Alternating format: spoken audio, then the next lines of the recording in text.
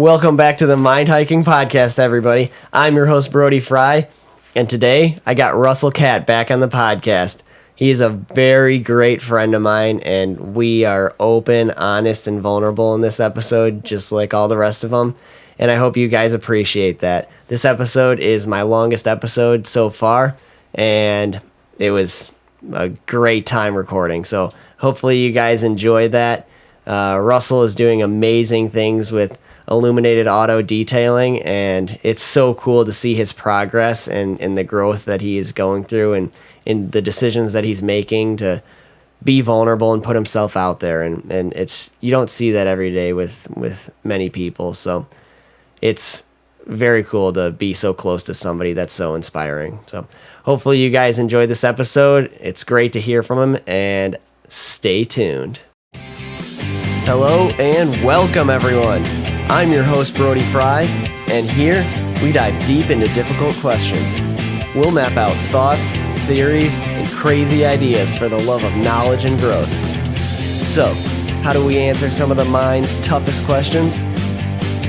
This is the Mind Hiking Podcast.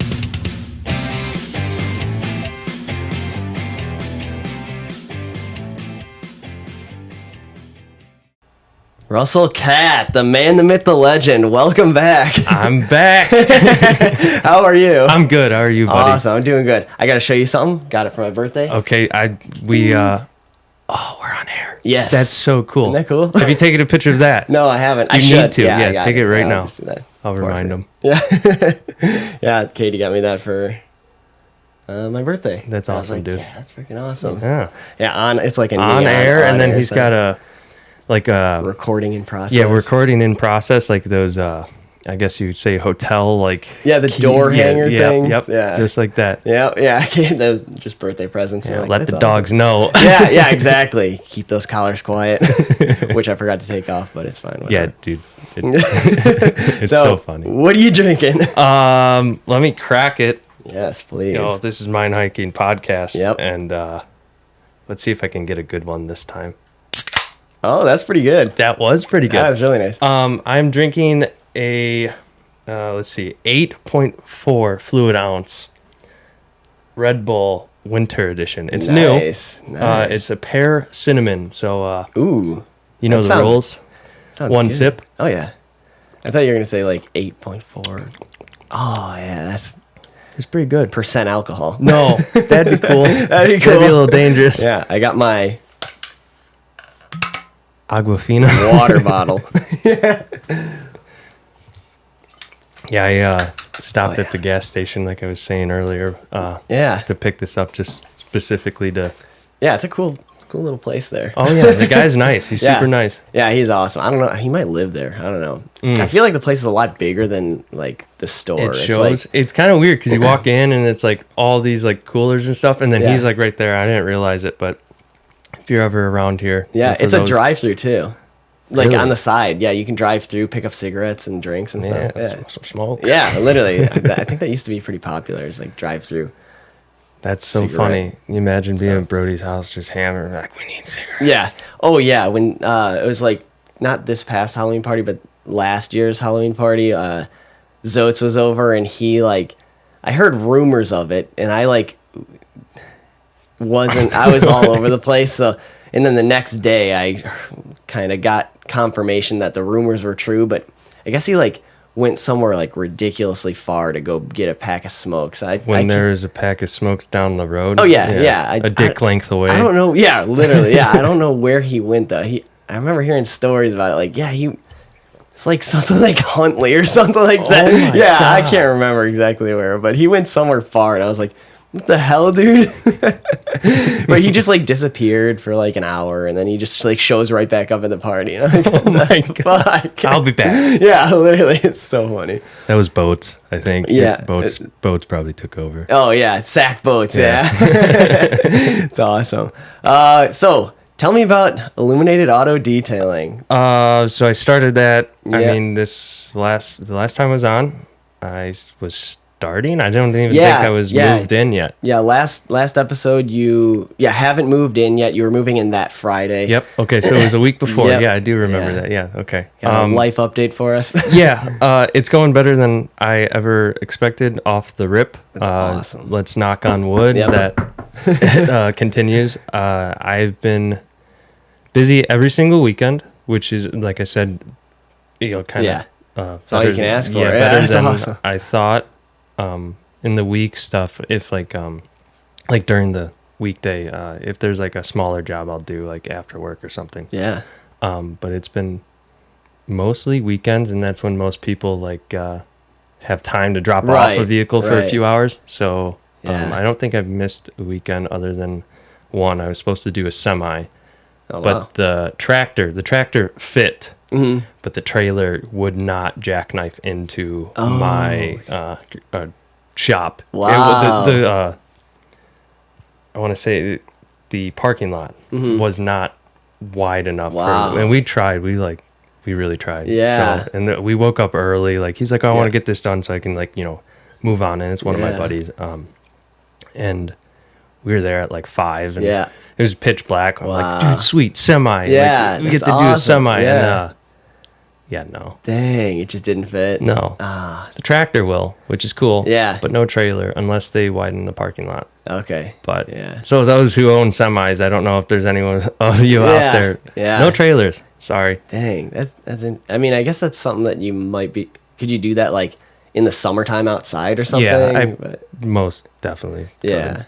Okay. Yeah, it's just getting too cold now. Yeah, it's a little nipply out. Yeah, it's ridiculous how quick the temperature changed. Yeah. But yeah, definitely not a huge fan of winter. I mean, I love winter because I love snowboarding and stuff like that. But like, I'm a huge fan of winter, and then my job kind of like handcuffs me with that because I'm on call 24/7. Yeah, so that's true. From November 15th to April 1st, I believe, I'm like almost 100% sure. Yeah. I'm on call, so like if I want to go to snowboarding, it's like it's got to be like the perfect day, and we'll go to Alpine and like have my phone on me in case I'm getting called, and then we got to hustle to work. But Have you ever been to Alpine for the mountain bike park? No, I haven't. It's pretty good. Really? Yeah, it's really good. There's no it's brutal because like You have to climb. You have to climb, and there's no like a lot of parks will have like a straight shot climb, or some of them. Like I've been to this one that's actually badass, Quarry Ridge. Mm-hmm. It's got like they call it ambulance climb, but it's basically like a S curve all the way up to the top. So you can either do like a straight shot through. That's the ambulance climb because basically you gotta go. You need an ambulance if you're gonna get to the top. Basically, call an ambulance. Yeah, because it's like a straight shot up, but then they have like the easy route. It's like S curves. Yeah, so it's kind of a little bit more lackadaisical. Yeah, but Alpine has no. Like, you can take that route straight up, and then you have access to any trails you want from the top down. And it's like trails all around the basically mountain. It's not it's an Illinois, or no, it's a Wisconsin mountain. But so it's not a real mountain, but it's pretty big. And then the landfill mountain or whatever. Yeah, gravel pit. Thing. Whatever it was. I know Wilmot was a landfill. Yeah, that's right. Yeah. I don't know what Alpine was, but I mean, Alpine does like concerts and stuff. So I love Alpine. I like the IPAs they have there. That was like one of my first IPAs. I was like, give me the strongest IPA you got. And they're like, oh, here's this like 8 something. I'm like, okay. And then I'm zooming down the mountain after. That's awesome. Mountain. That's so cool. Yeah, I don't think I've ever drank and snowboard. I think it's actually been that long. I don't know if Maybe we should go. That would be awesome. Yeah, I would love to go. Yeah, they were serving alcohol when we were mountain biking over the summer at what was that?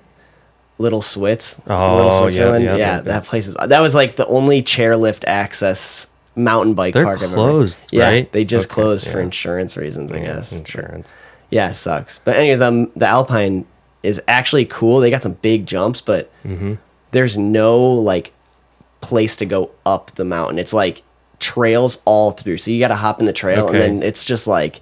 So if you find like something you want to like per se, quote unquote session, like you can like hit it, kind of roll back and hit it again. And you can kind of like cut off, and like nobody, like it's always like pretty light use. Like anytime I've been there, there's been like a couple people there. So, but yeah, you pretty much got to like hop off the trail, and there's no real easy way unless you like push your bike kind of up the reverse up the trails and just like hope Straight nobody's coming shot. down. Yeah, that makes sense. No, it's a cool place. I've tried to hit like everywhere around here, but we've been doing a lot of mountain biking except for this year. We never went a single time this year. Really? Yeah, which sucks. I think I invited you guys to go to Andres. That was like the only time I went, and I love cool. Andres because it's more like a BMX style jumps, and like they just kind of shoot you up. Yeah. And I went with one of my coworkers, and he's like, I'm not really used to these. Like, and I got him to hit like one of the first big jumps, and he didn't. I think he ended up leaving, but he didn't hit connect the second jump. But yeah, I was like, dude, second jump's like almost easier than the first jump. It's bigger, and I'm like, but it's easier. And yeah, he's like, I'm not used to like shooting up so high, and I'm like, you just do it. Dude. Yeah, it is hard too, because like for me it was like there's not. It was so weird because like jumping a dirt bike, like there's so much weight in the back, where like on a mountain bike it's like there's like nothing there. It's so light. So you like, for me, like I kept wanting to like nosedive. Like, see, I was talking to Alec. We went riding a couple weekends ago, and I was like, there was this big step up, and I didn't hit it. And I was like, kind of like telling Alec, like, dude, I'm really good on a BMX bike or a mountain bike and stuff, but it does not translate that well to a dirt bike. He's like, you just gotta, like, you know how you're like stand over like the front wheel on a BMX bike or mountain bike, and I'm like, yeah, I get it. And you know, I've only really been riding big bikes for like 2.5 years, maybe 3. Yeah. And we went really hard the first year, and like that first year, like at the end of the year, like October, at the end of the season, I should say, I was like really comfortable. I was starting to hit stuff. Like I was like, all right, yeah, I'm getting in the groove. And then we kind of tapered off, and I kind of lost it. Yeah. I still love riding, but I was like telling Alec, like, it does not translate over it definitely as you doesn't think it does. Yeah, I don't know which way would be easier to do, because like it was super goofy. Like obviously we can figure it out, and like we can do both, but it's like definitely not the same. I think it's also intimidation with me with just having the rotational mass and having a motor under you. It's like, all right, this, you know, is more of a beast. Yeah, definitely. I feel like I get more control on a bike though too. And I feel like, I don't know, I feel like sturdier, like safer on the like a dirt bike. Yeah, but you, Alec, and Jay, you're just all like very loose on dirt bikes. I mean, you all you know, very high level racers. Thank you. Yeah, of course. And you've always been awesome at BMX too, and like you can make things look so buttery and smooth. And I'm like, especially like on BMX bikes without suspension, I'm like, what the hell? Like, how like it's just all legs and like trying to time the landings and stuff. There's I went really hard, obviously, for a few years after high school with BMX, and then knocked my teeth on. Kind of tapered off. But I'd rather 180 a stair set than 360, which is weird. Yeah, because you're that's landing interesting. Backwards. It was like one of my favorite things to do is just 180 everything. Really? Yeah.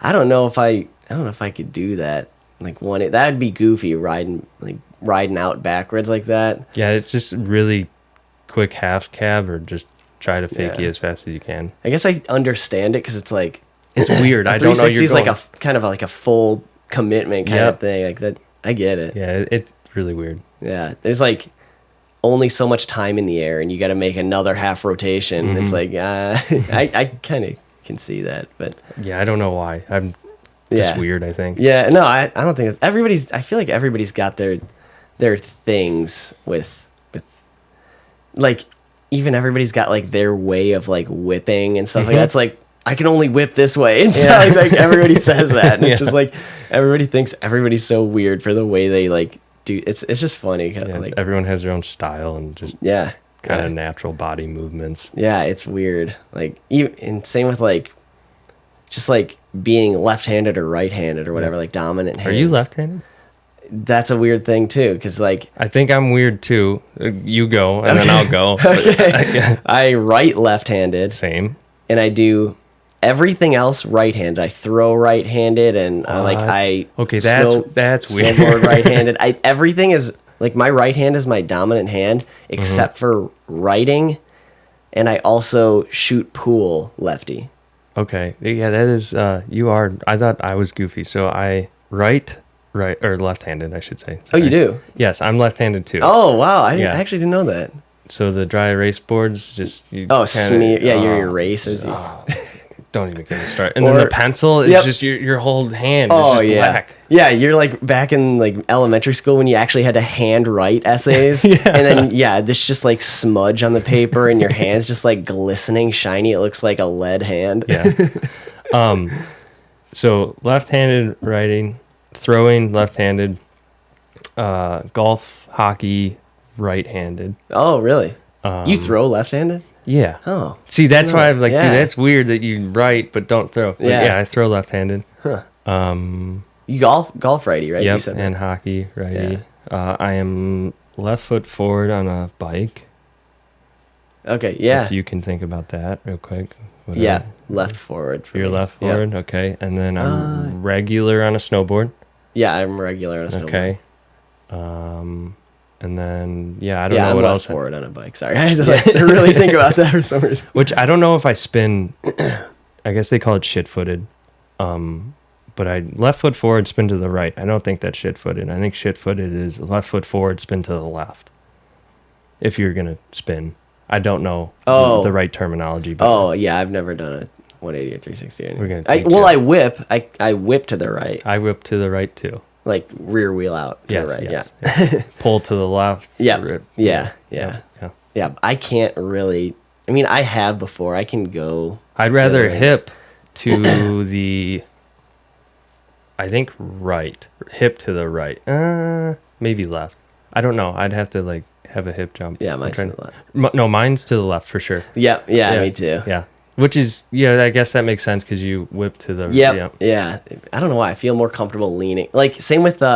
leaning left. I think I might have just realized what it was. Because I always felt this way with racing, too. Where, like, I can hit a left-hand corner way harder and way faster than I can hit a right-hand corner. Because when I'm coming into a corner or a berm or something really hard, and you stick your left foot out... You still have access to the rear brake. Yes, same. Yeah, I totally agree. Left turns are easier. And I always favored my rear brake so much more. Like I could like I've learned to favor my front. That's better. That's how you're supposed to. Yeah. I went through a training. Same with cars. That's why the front rotors and pads are bigger on a car. I went through a training. I forget. I think it's Euphoria MX. It's just kind of close to Lake Geneva. It's like off of whatever. Cool. Yeah. And they were like, if you had one brake, you should choose front brake. Which I was like, yeah, you should. I was like, that's kind of like mind blowing because I like never touched that when I was younger. I was like, don't need this. Yeah, it's so weird. Yeah, because and even. Like going to mountain bike and stuff too, like having both brakes as levers up there. It was just, that was weird for me.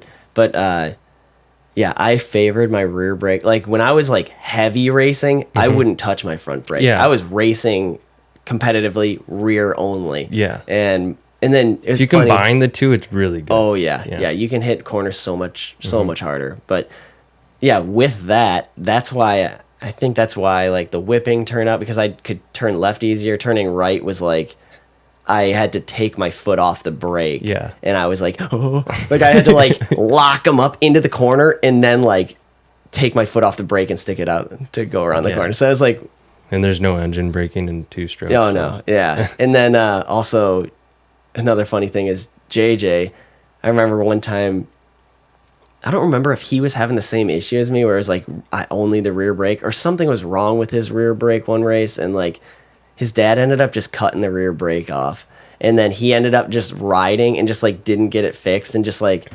learned to use front brake only. And it's just like, so he's like the total opposite. He's like front brake only, which is for me, it's like the hardest thing about the front brake is like coming into a corner full speed, I can lock up that rear brake and be fine. Without worrying. Drag, Yep. But front if you, brake. OTB. You lock up the front brake, and especially like my preferred terrain is like blue groove, like super dusty and dry, Really? hard packed. That's how the track always was. The track was like a sponge on the farm, so it was like hard packed blue groove and like damn near concrete. See, I'm more like fudge. Oh like yeah, chocolate fudge. Yeah. Just like you can make your own line when you want, and it just holds you. Yeah, I prefer that, but like I'm better when it's like hard pack because I just like grew up on that, and like you lock up your front brake on that, like you're washing that front end out. So it's like, and if it's like fudgy, that's nice because your brakes just work a little better. Yeah, I learned too, like with the front brake, like through a corner, if you kind of feather it or kind of hover it, I guess, it will hold you in a rut better. Oh, really? Yeah, I guess. I don't know. If you think, I don't know. That's what I was taught. I don't know how that makes correct sense, it is. But if you feather or hover over it, like you're barely touching it, just giving it a little bit of friction, it will hold that front end better, I guess. Dang. That's what I learned. I'm not as good as you guys. So you can also hold. No, that makes sense thinking about it. I like I said, I never use my front brake. But, it's like I had when I was racing pit bikes and I had my KLX. It was like every couple months I'm replacing my rear brake pads, and like I maybe replaced my fronts once. Not touching in years them. I don't need to worry about why do we even have front brakes.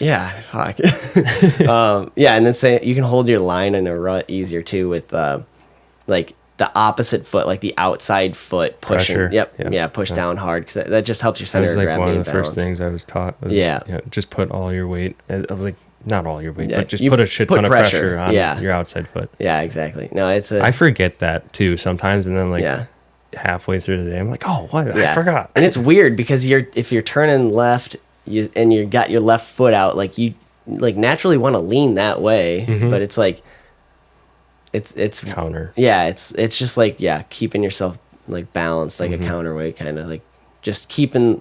A lot of it is just keeping your like center of gravity lower and in the center of gravity. Yeah, in the corner more. But it's a wild sport. But and then just like the translation of. You ever ride like pump tracks for BMX? Oh, we had the best pump track. Really? Yeah. So, Derek Greiner, I don't know if you remember that name. Yeah, I remember. So him, me. Is he doing okay? Yeah. Oh, good. Yeah. I talked to him actually, I think yesterday. Oh shit! Yeah. Cool. But we had a pump track at his house, or like across the street from his house, and.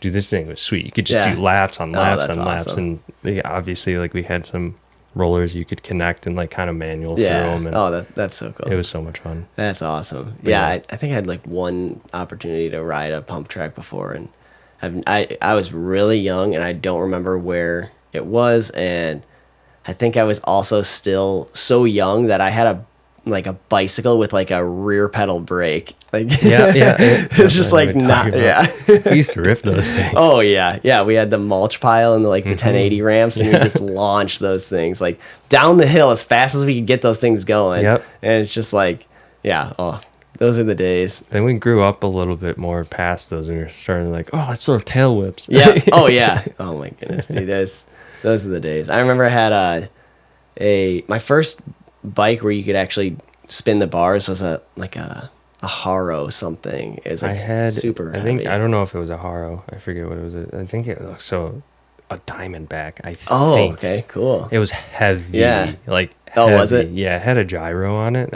When I was like, I don't know how old, but I was like, this is sweet. Yeah, that's how it was for me too. And I couldn't even like lift the front wheel up because it was so heavy and I'm just so little. And it was like a matte.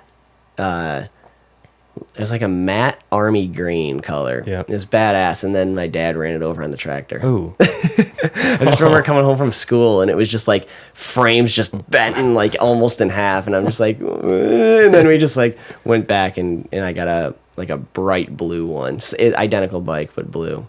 I think the first like decent BMX bike I had was a Stolen. It wasn't stolen. It was the brand Stolen. Yeah. Yeah. Just had to clarify. It's kind of weird. Yeah. But yeah, that was the first one. It was like black and green. I think the forks were green, and I rode that all. Yeah. Yeah, JJ had a pretty badass bike too. I can't remember the brand, but he got it off of Dan's comp, I think. Oh, okay. Yeah, and probably a Haro or stolen. No, it wasn't either of those. It was Colt. No. Fit. I feel like it has something to do with the sun or sunset or sunny something. Yeah. I know exactly what. Yeah, something like that. I think of the name. That was cool. Yeah, and I wanted to get something like not heavy, and then like I remember my dad gave me a hard time. He was just like, "Oh, like fuck that stuff. You're better off on a motorcycle. That stuff is crazy. You're way safer on a motorcycle than that. Those guys are crazy," kind of thing. And he's like, "At least on a motorcycle, you're geared up." And I'm just like, "Yeah, I guess I don't know." So I wore a helmet all the way until I was like 18. Okay. Because it was like my dad's thing, and I mean, there's sometimes I definitely saved myself. So. Yeah, that's. And then the day you ride without it is when you knocked your teeth out. No, I'm just kidding. No. I actually there's a place, I don't know if it's still a thing in Chicago, is dirt jumps. The Garden. It's in Chicago. Okay. I don't think it's in the best area, but big dirt jumps. Yeah. That's cool. I don't think I rode that long. I don't really remember because I went to flat to my head. Yeah. Oh, really? Yeah, concussed. Oh, shit. Yeah. Damn.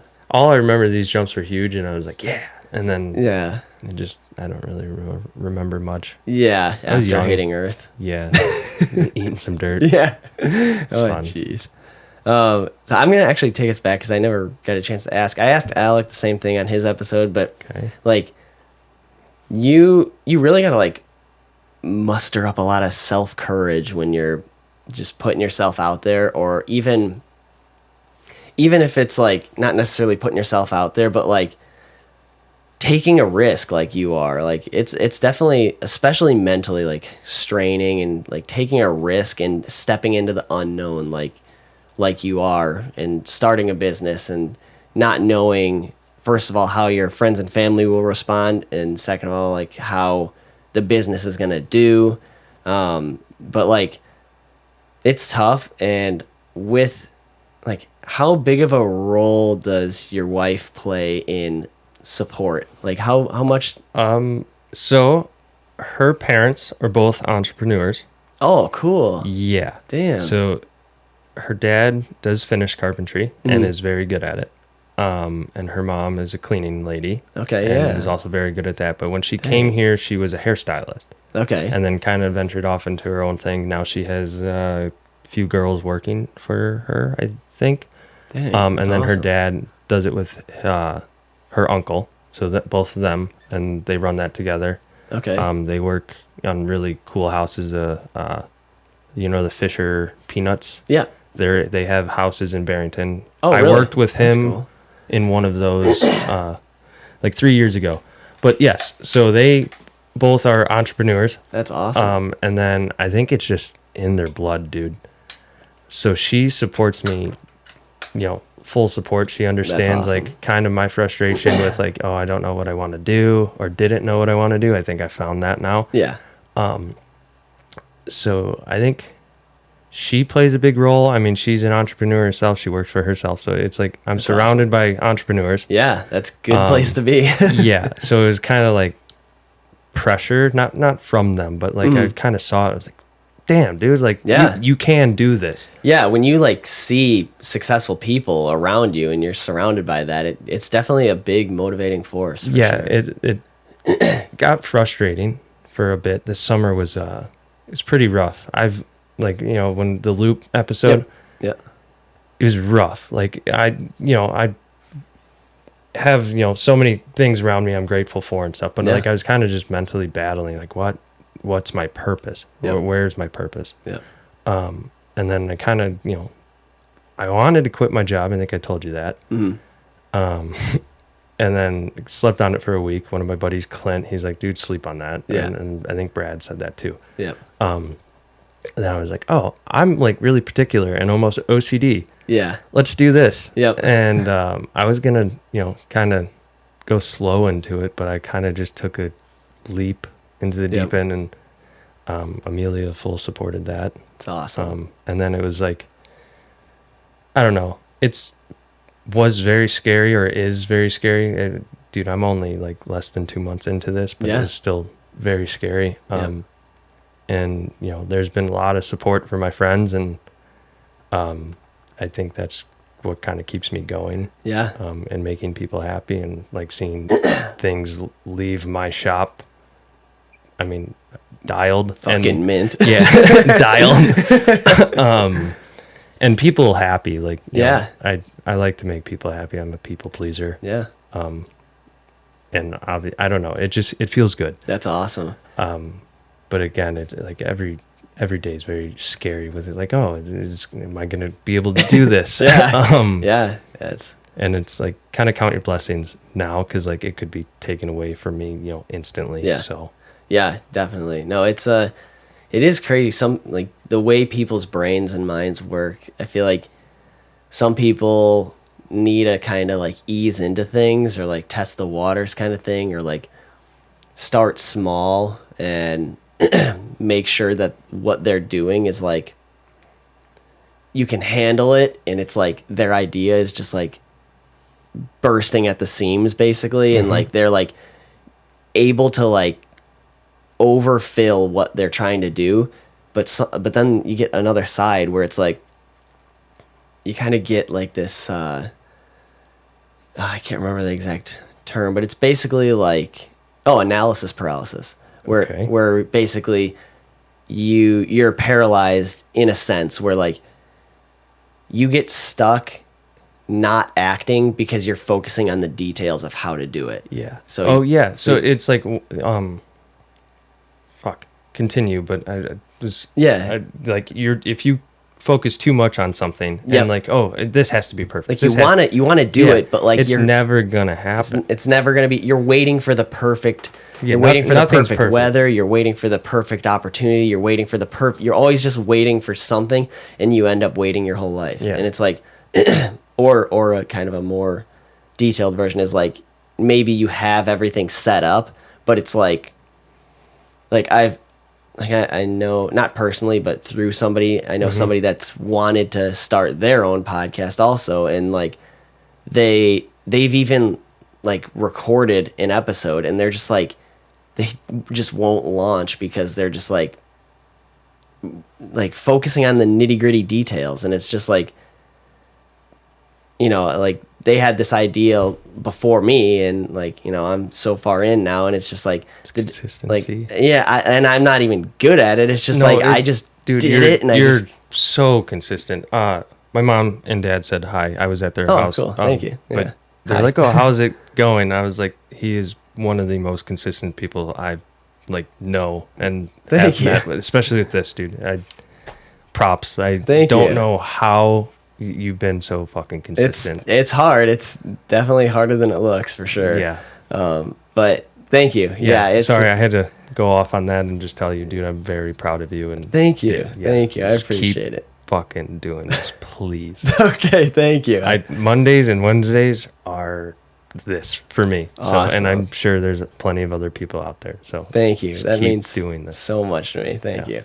But like, you and I are very similar in that aspect, where it's like, for us, we need the pressure. Like, we need, like, you jumped into the deep end. You just, very deep. You just jumped in, and you like, and that's how it was for me. Like, I had no idea what I was doing. Like, I literally was just like, I want to do this. The only research I did was just buy what I like needed to set this up, and I just started recording and just started going, like, and I'm learning so much along the way, but like, I just threw myself in the position, and like, you can count on the fact that I sit there some days and I'm like, why am I doing this? I'm crazy. I can't believe I did this. But like, it's because of the drastic change, where it went from like, it was literally like, you know, I kind of tossed around the idea, but it was like, it went from joking around like, oh yeah, we should do this kind of thing, to like,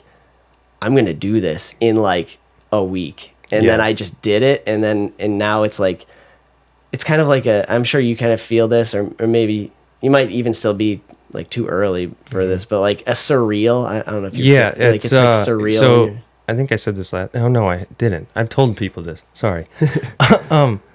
The first night there, I had a few people there like coming in and out to say hi and stuff. They're like, "Oh, I'm at Russell's shop." Yeah, dude, that is the most surreal thing. Yeah, because you're usually like, "Oh, I'm at like so and so's shop," or like I'm here with SF Performance, like your dad's shop. Like, no, for someone to be on the phone like, "Oh, I'm at Russell's shop. Come by." It's cool. Very surreal, and like I don't know, I'll walk in there and just kind of like turn all the lights on because it's Illuminated Auto and I have all the lights and stuff. It's awesome. It looks great. Thank you. Especially for content. It's huge. Thank you. And I just kind of like do a little circle and like, wow, this is mine. Yeah. Like, I get to make this what I want, and it's very surreal. That is so cool. That's awesome. How difficult is, like, obviously you got the work aspect, like what you actually do. Yeah. How difficult is the like social media front? Like how I love social media a little too much. And I think it's a really good place to reach people and like, eventually I want someone to like come to me and be like, "Oh, I want this and this done." Like, "Oh, okay. It's going to be this." And they're like, "Oh, okay, well, that's a little too expensive," or whatever. Or they might be like, "Okay, perfect." I want to be like, "Okay, well, that's okay. Can you go at least like look at my work?" And have them, maybe I'll see them follow me, and like, they get to scroll through whatever my portfolio, I guess, is your work. Get to see the work, and then maybe I'll close with that person or not. But at least they get to see what I do, and but the social media stuff I love. I did YouTube a little bit. I wasn't good at it. I had a GoPro. And I edited on iMovie. Okay. But I loved that when I had the time to do it, and I had so many good times with like friends and stuff just filming, and it was really fun, and it's fun to look back on. But awesome. I absolutely love social media, and I think it's a really good thing. It's definitely changed the world for sure. And it's funny how like social media slowly is adapting itself, like just the different platforms that people are like jumping on, and like the styles of like, it's funny how it goes from like you had like MySpace and Facebook kind of thing, and then it's Instagram just kind of popped out of nowhere where it's like only photos, and that was kind of like a weird thing at first. Like why would you want that? And then it's like I don't use Facebook. I have my Facebook and Instagram linked, so like what I post on Instagram goes to Facebook. But like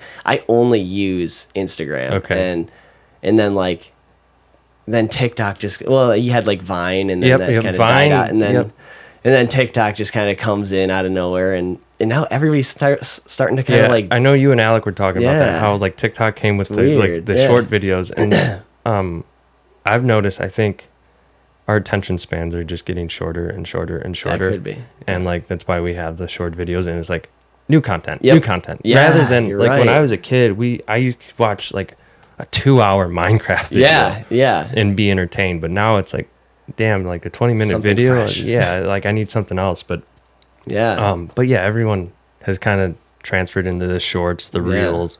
It's like the immediate gratification and need information now.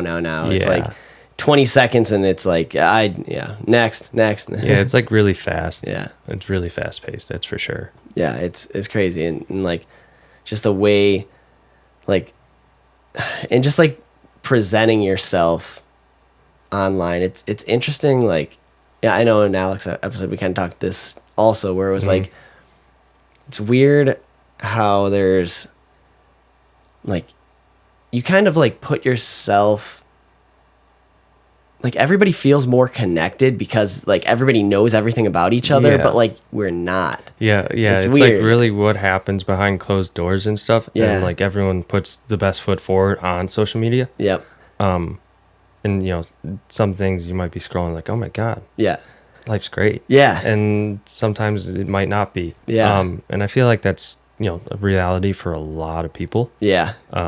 Everyone has their struggles and stuff, but we all put on this persona on social media, which is like really weird, but it's you only want to put up the good, and everybody only sees the good, like the filtered parts of your life. And then like when people struggle or have stress or go through a hard time, they think that they're like messed up in some way, like, because this is shit. Because look, nobody else is going through this. Like I'm just going through. I'm messed up. Like something's wrong with me. But no, everybody's going through that. Yep. Like everybody's got this struggle. And like the other side to that is interesting, because it's like you have like sort of introverted people that like it's hard to get information out, and like you sort of like feel good when you get to talk to somebody and like you guys work things through, or not necessarily between each other, but like if somebody's going through a struggle or something, and like there you provide like your shoulder for them, kind of thing, where they can confide in you. But then like now it's kind of getting so weird where like that connection seems like it's dwindling, and then these people will just like throw their problems out into the internet, into the world. And it's like, I don't know if it's because they feel safe behind the screen and they're introverts and like feel like bottled up kind of, but like they want an outlet. So they just kind of like do it online, but then like don't realize the reach or something like that. That can happen. And I mean, it does happen. So. Yeah, it does. But like the personal information that's shared online is amazing. And you got two ends of the spectrum. Yeah, and sure. I'm one to talk with this podcast, but still it's interesting. I think it's funny how it's like it's just the way people like throw stuff out there. And well, there's personal, and then there's like really personal. Yeah, and like there's some stuff. There's levels. Yeah, there's definitely levels to it. Yeah.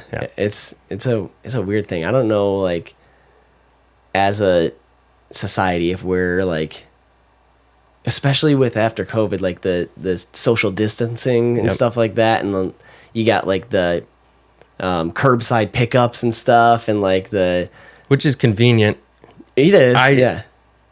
I don't use that. I usually like to go. I'm more of like I like to go feel things. Yeah. No, me too. Even like shopping on Amazon and stuff, or like I don't know. I do some online shopping if I know something's like decent. Yeah. But like if I'm going to the grocery store, I'm not one to order ahead and just sit in my car and wait. I'd rather go pick stuff. And sometimes I'm not the best grocery shopper. I've learned that in the past year. I've been moved out. Yeah. I'll go to one end of the store to the other, because I'm usually like really used to, all right, let's go to Walmart to kill time. Let's do a lap and go fuck around with the bikes and or throw a football and then leave. But now, adulting is... Now it's like... Yeah, you look at it differently. You look at Walmart differently. Yeah, you got to strategize. Yeah. I'm not the best. Amelia is good at grocery shopping. I was like, you got to come with me next time. Tell me what to do. Yeah, please. Yeah, I usually try to like get all the... if I got to get like bathroom stuff, toothpaste or whatever, do that first, start at that end and kind of like work my way around. If I got to go to like get clothes or electronics, or like go to get like soap, like dishwasher pods or laundry detergent and stuff like that, paper plates, paper towels, toilet paper, all that stuff, I'll do like work my way that way and then do groceries last, so that way they're not like away from the refrigerator too long. Or like away from the cold for too long. Recently went to Meijer, and I was going around. I don't even know what I need. Garbage bags, toothpaste, maybe. I maybe grabbed a snack or something. Maybe some other stuff. And their whole system went down. Oh, really? Like whole system. Excuse me. Was it the power that went out or something? No, they're just system. It's like it got hacked or something. System. Yeah. And I was like, "Can they do cash?" I got cash. Like, they couldn't do cash. They couldn't do anything. I feel like that's happened to me at maybe Walmart too. Where I sat there for a good 20 minutes and I was like, all right. Yeah. Well, when's this gonna? This can't be that long. Yeah. And I was like, all right. There goes my stuff. I'm going somewhere else. Yeah, you just hang everything up on the coat rack there and just walk out. There's just like a pile of eggs. Like, there's so many people like confused, and people coming into the thing, like coming in the store, and they're like, "Oh, what's going on?" Like, I don't know. The system's down, and it was just a really unfortunate situation. Well, and that also makes you like wonder and think about like the security of transactions like that. Yeah. Where like what did happen. Yeah, and like I don't know what is happened. it a good thing that we're digitizing everything? Like what we're trying to get rid of the dollar as a, you know, as a country, and it's like it is weird. Like cash is still king for sure. I love cold hard cash. Yeah, exactly. Yeah, but like it's so weird like how few places like even accept cash. Yeah. And like cash only places Well, used to be so there still are like a lot of cash only places, and it's like really it's kind of cool to have. Yeah, it is. And it's rare too. Yeah. Like they're few and far between for sure. It's like everything. And like you can even there's like with like Squarespace and stuff, there's just like transactions through the phone and stuff. Then you got like you can send directly through where's like, this money and stuff. Yeah. Yeah, what even is it? It's like they don't even have to print like even stuff like anymore. scanning a check on your phone. Yeah. It's like, what? I don't have to go into a bank. Yeah, that too. This is like this is a piece of paper that has some numbers on it. Yeah, it's literally just like moving digits around in people's accounts. It's not even real. Yeah. It's just like and what's like so like with cash, obviously they have to print. So they have like there is a like an amount of dollars that has been printed in the world. And obviously they're just printing that shit out like crazy. But also like infinite money glitch. yeah, like yeah, literally it's like these are numbers on a screen. Like this there's nothing like physical about this. It's like just changing digits, and it's like what is the stopping point? Like if the bank needs money, what do? They just add a few digits, or they contact like the treasury or something, and then they just send them over just extra digits. Yeah, hey, like we need some money. yeah, like they're not printing it when they need extra money now. It's like they just like adding digits. Like, so what is this, and what is the value of our dollar now? Because they can just it's infinite. It's whatever number we can think of. It's not gold standard, right? No, it's long gone. Yeah, right? after 71 is when way long gone. Yeah. I just wanted to clarify. Yeah, no, it's weird, and I think like there's definitely some weird, tricky things going on with China too, because there's talk of them putting their currency or backing their currency with gold too, which would really kind of mess with the U.S. dollar. Yeah, China it's getting freaky. I definitely look into that yourself.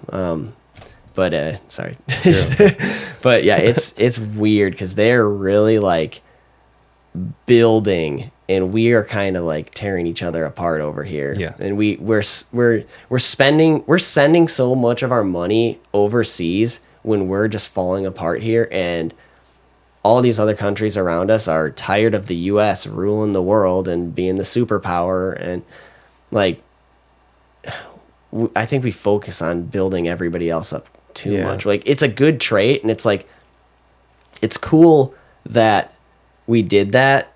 Like, so after World War II, the US was on top of the world. They literally could have just pointed at any piece of land and said, I want that, that's mine, that's mine. They could have done anything they want, but what did we do? We helped other people rebuild. We helped other countries rebuild. Who does that? That's like it's weird, especially if you look in nature, like how ruthless and brutal animals are. Yep. And just like even like close relatives like chimpanzees, they're like ruthless. They they literally, they're so brutal. They just like beat each other with sticks and stuff. And if they have like rival tribes and stuff like that, they actually like male chimpanzees will rip each other's testicles off so they can't reproduce. Oh my god. It's so brutal out there, like nonstop. It's just like chaos. And like, yeah, I love Mother Nature. I love being outdoors, and it's beautiful. But it's beautiful in a way where it's like you're risking like so much being out there. And I think we forget about that, being behind closed doors and in our safe houses and behind walls kind of thing. But like as a planet Earth, like it's just chaos and ruthlessness. And like the fact that the United States, like after a war, like we're all like, you know, when you get in a fight, you're pent up and jittery and shaky, and you're just like trying to figure out what just happened kind of thing. But like we helped. Yeah. That's weird. And now like I feel like it's getting to a point where like we're starting to get like taken advantage of and walked on. Yeah, I think we're it's too divided. Yeah. Rather than focused on building each other up. Yeah. It's way too divided. I mean, I think you can see that in even like almost personal relationships and stuff. Oh yeah. I mean, I'm sure people lost friends and stuff to being divided, and it sucks. Yeah. I think that was you guys talking about that, but maybe, yeah. I don't know. Yeah, it's weird. And that, you know, I feel like even as a country, like that sets an example for everybody. Cause like, it's kind of like us as citizens, like looking at our parents fighting kind of thing. I mean, imagine like what other countries look at us like, oh my God, this is a mess. Yeah. Yeah. These guys are just fighting over BS. We're literally, while, like you said, they're building. They used to take us seriously because they're like, oh, fuck, dang, these guys. But now we're like a laughing stock. Yeah. We're like a mess and can't get our stuff together. And then because like everything in government and as a country is a mess, then society is as well, because we're all arguing over what's going on, and it's dividing us down to relationships, like you said. Like it's like literally trickling down. Mm-hmm. Like you get arguing up top, and next thing you know, like people are arguing over the dumbest thing. Like this is a weird point, because I'm very much for people getting along and just coming to like win-win situations, like coming to agreements and peace, but also it's not all like hold hands, sing kumbaya. It's not all fairies and butterflies and shooting rainbows out of unicorns' asses. But it's weird. So I'm typically lean for that, but on the other hand, the United States has been getting their ass kicked lately. Yeah. They've been getting their ass handed to them, and I think we need to, you know, kind of look inward, because we're focusing too much. Like, obviously we got to watch the world and see what's going on for our own safety. Mm-hmm. Like, we got to know what's going on. I'm not saying don't keep tabs on the rest of the world and what's happening. Do that, but don't be spending so many resources and money overseas. Like, we got to rebuild ourselves. Like, I feel like we've had a cold war with ourselves. Like, it's been like a cold civil war within the United States, where there's no like triggers being pulled, there's no guns being fired like in a civil war, but there's just like a social and digital civil war in the United States for like the last 5 years or so. Yeah, it's been weird. It's just been like, I feel like the stillness, like the uneasiness of just walking in public is got to be what it was like during the Cold War, where everybody was afraid of a nuke dropping out of the sky at any moment. Yep. You know, maybe not as extreme, because, you know, I mean, I guess you never know. You don't. It's weird. I don't know where we're going as a society, and I feel like maybe we're losing social skills, and like you said, just our attention span maybe is affecting our like sympathy towards people. Yep. Like, we're not willing to understand other people as much. Mm-hmm. I don't know. It's weird. Yeah, it's a very weird time, and I think in the next 5 years could be really like detrimental. Yeah, it's definitely going to be world changing the years to come. So it's a weird place to, especially with our age, and like in a few years from now. Obviously, I don't know how you feel about like I know that when I grow, like, get a little older, I want to have children. And yeah, I do. Mm-hmm. And I've recently had baby fever because I've been surrounded by a few people that have children. Yeah. And have also had new children. They're awesome. Yeah, they are. I mean, when they're not yours. Yeah, that's true. Yeah, no, I feel like it'd change your world, though. Yeah, just bringing life in, you know. I definitely do want a family, but it's very hard with seeing what's going on around everyone to be like, do you really want to raise a kid in this world? But then you're like, okay, I want to raise a good, you know, normal human being that, you know, how I see fit. Right. So, and there's only a select few of those people left, and I don't know. Yeah. I definitely want kids. They're super cute. Yeah. And I just don't know when. And I kind of want to see how this next year goes before like even really thinking of doing that deed. Yeah. Yeah, definitely. No, I don't know why. I find myself thinking about it a lot. I remember like a personal story here, but I remember growing up realizing that I was the last Frye to be got the name. Okay. Because I got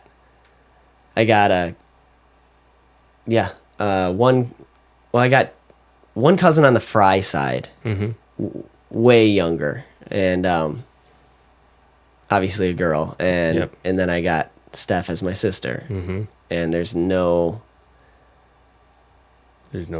else to pass on the Frye name, and I remember like having like panic attacks thinking about like it could end with you. It could end with me, and like, will I ever find anybody to love me? Will I ever find anybody like willing to start a family with me? Like I think you found that. Yeah, I did. Yeah. But definitely found that. That was a major fear at such a young age. Like I had weird fears. Yeah, that is a really weird fear. Like, I mean, that, maybe, I don't know how old you were, but like even if you were like 10 or something. I was definitely in elementary school. Okay. Yeah, that is a really interesting, it was weird. It's a good thing. I just like. But to think of it, like, I don't even know what I was thinking when I was like, oh no, I have cursive to do. Like that's probably what I was thinking. Yeah, I try to think about like why I have some of these thoughts, because obviously they're not common. Like the older I get, the more I see like having those thoughts at such a young age was not common. And I don't know if it had to do with me being thrown on a dirt bike at 3 years old, and that might sound stupid or funny, but like I really think it might have a factor, because you're risking your life and you have to make, especially moving quickly, you have to make literally split second decisions that affect your life. And like not just split second decisions, but like split second decisions that are infinitely variable, that are always changing. You're making decisions in a atmosphere that's always changing, and like especially racing too, because now you got all people all around you doing the exact same thing, and it's just like anything can happen at any time, and your decision making has to be so precise, right? So, and like again, that still might not make sense. Like why would that lead to asking? I think it probably questions? just opens up another, like, I don't know, side of your brain early, or whatever, connection in your brain that's like, okay, start thinking with this, and that could be. I don't know. Yeah, no, I never really thought about that. Just kind of opens up something like probably sooner than later. Maybe. I guess. You just kind of develop a little bit more with like decision making, quick. Yeah, that's a good idea. I never really thought about that. What I was leaning towards was the fact that you have to have such an active, like fast-paced thinking, like mindset, that in the downtime or the off season or whatever, like when you like are laying in bed at night, your mind is used to just firing so fast and thinking of these things so fast that now, not having to make decisions all the time, your mind is just rapidly turning, and because it's speeding so much quicker than most, like you come to these thoughts. Like I don't know if it's like just because it's like traveled further because it's moving faster, or if it's just because you're just turning thoughts around in your mind so much and so much faster than normal that you just kind of come to these thoughts. I don't know. That's kind of where I was leaning. That just the fact that like my mind just jumps around so quickly that maybe, I don't know. It could be something genetic too. I don't know. I know my whole family down the line basically has insomnia pretty severely. Really? Yep. Interesting. Yeah, I really struggle with sleep. Sorry, because I don't. And I think we've talked about this. I was like, dude, I can sleep whenever. Yeah. Last night was miserable. I was literally like thinking about it too. I'm like, and I got to record with Russell tomorrow. I can't sleep. Dude, I've been like, so before starting this whole thing, I'd get tired really randomly and I'd start yawning and stuff. And it was like almost for nothing. I was like, why am I tired? I haven't done much. Yeah. But now it's like like how you feel after you're sore, that type of tired, like after like either a good workout or like a good ride. Definitely weird or different versions of being tired. Right now I wake up and I barely wake up to an alarm or whatever, so it's like a minute or so before it's like kind of my body and like it's like, all right, I'm up. Yeah. It's literally for like a split second, but that's usually how I wake up. What I'm getting at is like I'm tired, but like I'm like there's a reason. It feels good. Yeah. And it kind of just pushes me like day in and day out. Like every single day, it's just kind of like, all right, another step, another step. Yeah. It feels so good. That's awesome. And I don't know if you've noticed that with this. I mean, you've been almost doing this for a year. Yeah, I don't getting know. close. Yeah. Yeah. We're still a few months away. Yeah. Oh, really? Yeah, I think we're. Felt like we were closer. I gotta look back, but I think I started in the spring. Yeah. It might have been. Yeah. I actually can't remember. I don't know. Yeah, we're probably like 9. I didn't know if you months. noticed that, like if it like changed something with like, I don't know, how you feel. Like you feel accomplished. You feel like you have purpose. I feel like I have purpose right now, and it feels really good. Yeah. Yeah. You get excited to wake up in the morning because you got something to do that you're working on. And I don't know. I know I mentioned like the fire in my stomach. It's there every single day. And it's like, okay, what's next? What's next? Awesome. What's next? What can I do next? And yeah, it feels good. Yeah, I remember I went to this corporate meeting one time, and they were talking about like different franchises and like visiting different franchises, and the ones that were doing the best were the ones that had owners that like had the place like a pristine, well-oiled machine, like floors spotless, you could eat off of, and they still weren't satisfied. Yeah, they're always pushing, they're always driving, they're always trying to figure out how can this place be better, how can this place be more efficient, and those are the ones that are always going to be the best and the top performing franchises. Yeah, we were talking about this, and one of the cars I did recently, I was like, hours in on this detail, and I was like looking through the paint. Yeah, like I don't know, not many people I guess will understand that, but I was looking through the paint. Yeah, I'm like, dude, I'm going like delusional right now. And I was like, what's next? And this was after I don't know, X amount of hours on a weekend after working all week and stuff. But it was on a Sunday, and I was just like, what's next? What do I have to do to make this thing like perfect? Yeah. And I don't know. That Sunday when I got home, it felt great. I was like, I can lay down, and it's like well deserved. Yep. Yeah, that's awesome. Yeah, I'd say when you're like in a spot where you're like you have hyper focus on something, and you're just like you need a second set of eyes because you're so zoned in, and it's just like I can't even like I get to that point all the time, like just laser focus where like you need somebody to at a higher altitude to come in and actually take a look, and but like just like step outside and walk a lap around your building or something, and just come back. Dude, it was happening the Saturday before, and I was like, okay, I need to go home, and it was like 9:00 and whatever at night, and I came home and went to bed, and I was like, all right, tomorrow is a new day. Came in there, it was like instantly back to laser focus. I was like, no, and I got past it. I think it was just like I had water, had some water, had like a little bit of bite to eat, and I was like, okay, I kind of come back down to earth. But it was especially like where in the position you're putting yourself in such a high pressure situation where also you're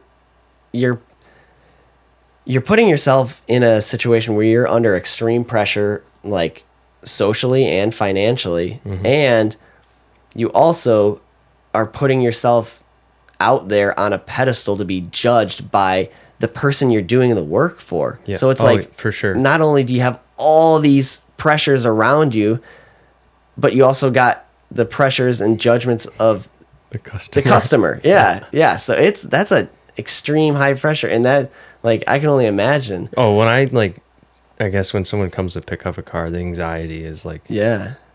fuck. Yeah. Oh yeah, I bet. But like when you see a smile on someone's face, they leave and they're like, oh my God. Like I got a text from one of the recent customers. He's like, you do really quality work. And I like screenshotted it. I was like, That's awesome. This feels good. Yeah. You get good comments and stuff like that. You should just like screenshot them and frame them and then just like put them all around your office or something. That'd be cool. Very cool. Just like walk into a room full of positive comments. Yes. That is actually a pretty fucking cool idea. Imagine just like the whole wall, just everywhere you look, just something. Yeah. You can't walk into that room without feeling good. No. Just make it a little room. Yeah. Yeah. That's my upbeat room. That's my it's my safe house or something. I don't know. Yeah, my self-esteem steam room. Yeah. Oh, imagine my self-esteem room. Yeah, my self-esteem room. Yeah, that's awesome. Yeah, I remember, like, probably the only thing I can compare to something like that would be like when I did that house flip. I kind of got that laser focus where I was just like focused on like the details and like lost sight of the house as a whole. Yeah, you have to take a step back and look. Yeah. Luckily, I had some people that were able to come check it out and just be like, yeah, you definitely should be. And they didn't really tell me what to do, but they're kind of like, yeah, you're getting like focused on nitty gritty details. Yeah, too much stuff where it's like the big picture. Yeah, because I would start, working on something like a room that needed to be done, but like I'd get so focused and like spend so much time and spend so much money on details of making this one spot just look perfect, and then it's like I got the rest of the house to go. You neglected and like every month that I'm sitting on this house, I'm paying the mortgage and I'm wasting money, and it's like I got to get this thing done and flipped, and like I just kept focusing on the details, and like it was overwhelming like that too. But I mean, I didn't have the judgment of the customer though, and like I never even got to meet the buyer, so they did their walk around and obviously they bought the house. Yeah, so it sold. Yeah, it sold. So but still, it's like that was pretty extreme pressure. Yeah, it's like that video I posted of me doing the polishing or whatever. Yeah. That was like, do I want to post this? That was cool. I liked that a lot. I kind of gave you yeah, it was so funny, dude. I was in my bed and I think he commented he forgot to, or when you forget to put like, or when you, what did you say? I think it said something like something with 40 grit sandpaper. When you forget to swap the 40 grit sandpaper from the side job. Yeah, the woodworking side project. Yeah. Actually, we start with the 40 grit, then we go down to like 20. Oh yeah. And then basically we just hit your car with a rock. Yeah. Yeah, 1 grit. Yeah. Oh, that's right. Yeah. Oh jeez. Yeah, I debated on that comment. No, it was very good. It made my day. Yeah. Good. That was funny. Yeah, I was chuckling to that. Yeah. But yeah, with the stresses and stuff, like I know obviously you listen to a lot of podcasts and stuff. Do you listen to music? Yeah, I have a whole playlist on Spotify or whatever, and it's called Jams. Oh, fuck. And it's like 300 or 400 something songs, and it just goes on shuffle, and it's anywhere from Pink Floyd all the way to like Suicide Boys, Kid Cudi. I love Kid Cudi, Suicide Boys, G-Eazy. Those were like my Spotify rap. Yeah. I don't know what else. I mean, my Blink 182. Oh yeah. Beastie Boys. Nice. Yeah. Alice in Chains. Like, nice. Dude, my spectrum of music's like, I love music. If I had like I don't really have a musical bone in my body, but I love music and appreciate it so much. So me too. Same thing. I don't have a musical bone in my body either, but I want to. Like I really like. I think so. Like logically, and I can't. Like it's like with the details thing, and like it takes me like. I struggle with like trying to play instruments and stuff like that. I want to, but like, and I can figure it out and I can make it sound like decent and I can learn like structured things quickly, but it's like if I learn how to play a song, I can do that. Yeah. But I can't like noodle. Yeah, like, no, I know what you're saying. You can't just like dick around. For lack of better terms. Yeah. But yeah. Same with like dancing. Like dude, I can't dance for shit. Dance I can do one thing, and it's a SpongeBob. Oh if yeah. You know what the SpongeBob is. It's look up the SpongeBob. It's pretty funny. That's all I can do. It's really, really simple. Yeah. Dude, it's but like at my wedding. Oh yeah, that had. Oh, dude, so bad. Was it? Yeah. And Amelia's like, "You're not a good dancer." I'm like, I know, but I'm trying. Yeah. Yeah. Katie loves dancing, and and I'll like dance with her in the kitchen and stuff, but like yeah. And I think it's amazing. Like it's just like it's an art form. Yeah, it is. Yeah. It's, like I always considered like it'd be so cool to like just take like a hip hop dance class or something like that. That'd be fucking cool, I think. There's a guy on TikTok, I don't know his name at all, but it pops up every once in a while, but he'll like take himself dancing to like older hip hop song. Oh, cool. And then it's like him again, but it's like split. It looks like 4 people, but it's all him, and they're all doing like all cool. Synced. I'm like, dude, this is impressive. Awesome. Wow. I remember we had like the Just Dance games for the Wii. Yeah. And like I love that. Like I always dance to Can't Touch This. Okay. Freaking love that. But like, what was the one that you like? It's like the Russian song. I don't even know. I don't know. So I'd have to look it up. But yeah, I love Just Dance. Yeah. I feel like I know what you're talking about. You know what I'm talking about? They're like, oh, what is that? Yeah. Starts with an R, I think. I can't remember.